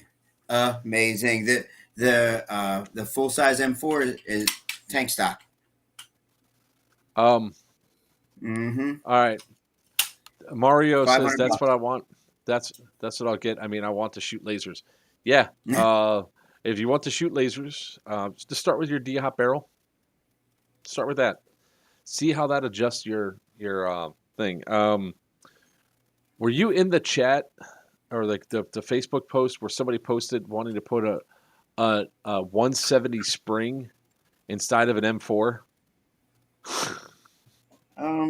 I've seen it. I mean, depends on what the gears are and what the purpose is, but yeah. Yeah, I mean, that was like a the DSG, breakdown of the conversation that people were going through with that. It's like, I love the person that put you didn't sit back and ask yourself if you should or whatever the Jeff Goldblum quote is for You were it's so like, concerned if you could, you didn't could. stop to ask if you should. That's the one. I can't quote that one accurately anymore. So that's I would say start with a D-hop and a nice hop up unit like if it's an ARP9. Mario actually okay. has a D-hop right now. Oh, okay. In one of his guns. Yeah, he has yes, get it inside the D-hop. This ARP gold ARP9 right here shoots very close to look at this system. Keep 290 feet straight. See that there? See this here? That's the air feed into basically a piston system. Huh. That's what I said. Yep. That's exactly what I said. I was like, I do not need to spend money right now. I do not need to spend money right now. Did my tax return come in yet? Oh, you know what? That would be a good idea. I'd probably do my taxes soon. Yeah, Tyler, that's a First Strike airsoft gun. A lot of paintball companies have been getting into the airsoft market. Yeah. Well, because they're finding that there's people buy more and more markers because they have more and more airsoft guns because they're not spending money on paint. I love my ARP9, but you cannot use a Max Pro hop up in an ARP9. You know what? You know what this reminds me of? Like the construction, the build of it, honestly. And I'm not comparing it, so don't get me. The actual build, the sturdiness of it, reminds me of an MTW.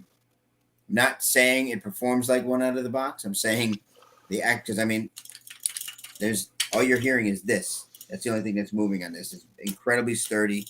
Everything about it is just a solid build. So they did. So they really did a nice job. So can I test it out? He's gonna let me go ahead and hold that down payment. How much are they? Security on it. Only $500. Only. Yeah. I mean, compared to the 500, 600, and 700 on the MTW, depending on which way you go. Sin, shut up. Stop talking logic. With that being said, guys, we just hit the 3-hour mark. So we still do have 34 people watching the stream. So thank you guys for sticking through for the end. This has been another one of our more popular streams. So I just want to give the time. We're officially in overtime now. So if you guys still have some more questions or anything else, if not, we can start wrapping this up. Yeah, get them in here. I got to get to karaoke and start drinking tonight. Brainerd, that's raffle money. Damn straight, it's raffle money for you, sir. By the way, Brainerd was so upset. I didn't have the heart to tell him when we're driving over. When he's like, I can't wait to get the raffle tickets. I was like, get one at your event. He was so ready to spend money on raffle tickets. Oh yeah, no, I didn't. I just we had like three. Let's call the vendors fall out. So you make that EOD pass. Oh, the EOD pass. Yeah. I probably got to do something like that because I mean, there were so many great shots on the technical. Really, it was. Evidently, it was a cause for contention. Where I got yelled at because I kept getting out of the truck after the fact. And I said I was giving the props to the people that shot me. Because there were some really awesome shots that people took. Not going to lie. Tack, dude, that guy is surgical with launching those tagged shells. What I mean surgical, it's like there was one dude, I dodged his Reaper round. And I was so happy. It like skipped away from the side and it exploded far back, and I think it actually took out a tan dude, which had me giggling. But then I got hit by a grenade, so that was all good. But it's like there were so many great moments of people taking them out. It's almost something that I want to do is to be able to reward people for nice shot, throw your pyro at me, because if people start getting rewarded for taking out my truck, I have a feeling that a lot of people are going to go buy more pyro. You're welcome. He wasn't even looking. You're welcome. It was funny. I was afraid I was gonna buy too much. Honestly, I was afraid I was gonna buy too much. I bought 100 EG67s, and I mean they were gone before people were done checking in. Like it was crazy. I really thought I bought too much. I didn't want to be left over with any. Did you do pre-check-in on Friday? Mm-hmm. Oh, that's when you sold out. No. I didn't have. We didn't have a lot of pre-check-ins on Friday. Okay. Worst part of the day, I got eaten by fire ants. Yes, he did. Yeah, he was on the ground. He was on the ground. All of a sudden, he jumps up. Was like, fire ants? He's like, yeah. Poor guy. Brainerd, call me tomorrow so we can talk about that. Sid, don't jump off the stream. And as soon as when we're done here, I want to talk to you about something. Sure. Yeah.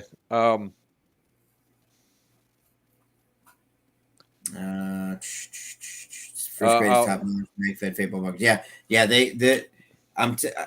I'm telling you, this thing here, it really does feel, it feels strong. It feels. I haven't put a round through it yet. I'm looking forward to it, but it definitely feels like it's going to be something. So if you're out of air, you could just simply turning into a Springer.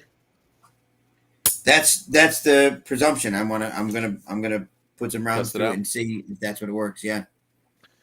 Right. Marcelo, it's going to be moving forward. I'm not going to go back and give out 150 patches for people that have taken out my technicals throughout the years. But with that being said, if nobody else has anything to share, talk about, or anything else, and we're ready to close this bad boy down. Papa, do you have any last words? You know what? For those of you, that had positive statements, thank you very much for helping keep my head up on this one. I'm sorry things were so confusing for this, and it led to some people getting upset. I really am sorry for that. Thank you, Tia, for your ending comments. We will definitely keep it in mind for the next one. I will make sure. And if there's any confusion, even if we're 2 weeks out and we haven't said something, we'll make sure that we fix that. But all in all, thank you guys, and I hope everybody had a great time. And thank you, boys, for having me back on. Thank you me for having you back on. Like what? Yeah, like you're a fixture. You're right. You know what? You're right. It is a privilege. It's a privilege to be here. Calm down, Karen. Sin, how about you? You got anything? The basics, man. Call your own hits. Don't be a dick, and don't let somebody else ruin your fun. You paid money to shoot your friends with BBs. Go do it. That's all I got. All right. I have some final things that have nothing to do with that. But I guess I'll start with that part. Guys, had a great time. Sorry there was confusion. Sorry there was some hostility, especially in the last 10 minutes. It shouldn't have happened. We all can learn from this and move forward, or you don't, and whatever. I'm going to continue still playing airsoft. Everybody here on this stream is going to still continue playing airsoft. Let's have some fun moving forward and have some fun at great events. With that being said, guys, check out some upcoming events from some great producers that are coming up. So we have Immokalee in South Carolina, March 15th through the 17th, maybe somewhere around there. Just look up Immokalee on Facebook. You'll see the event there. Wasteland 13.5 put on Mind Game Productions at Wayne's World of Paintball, April 2nd. It's a Fallout themed LARP event. Come check that out. After that, come to Firestorm 3 up at Carlisle, South Carolina, run by Operation Lion Claws. After that, just keep heading on north and come join us for Syndicate 2. Now, it is sold out, so unless somebody cancels, you haven't gotten your ticket, you're not going to be able to come. But keep an eye open, come out. If you can't make it to Syndicate 2, don't worry. There's another event called Dominance, run by ATE Airsoft. Go to ATE's Facebook page. Check out that event. It's at the Griffin Society. Griffin something. It's an awesome location that has a plane that you can run in and pew people. Go there. Check it out. And if you can't go to that event, we have another badass event for you. It's Geigerlands. It is essentially a nonstop event. You could camp out on the AO. What's better than playing a Fallout-themed game in a haunted-ass prison? Go to cpmilsom.com for those tickets and check it out. That is August 26th to the 28th. Now, we'll be back next week, Tuesday, 7 p.m. Eastern Standard Time. Same bad time, same bad channel. Until next time, I'm Joker from Players Wanted. With me is the man, the myth, the legend of the shortest stature but biggest heart, Greg Paparisi from Dead End Outfitters. And below me, and becoming another permanent fixture of this stream, the man with the mohawk, the king of high kappas, Virchew from Crucible. Don't give me that look. Until next time, folks, let your BBs fly true and your opponents always call your hits.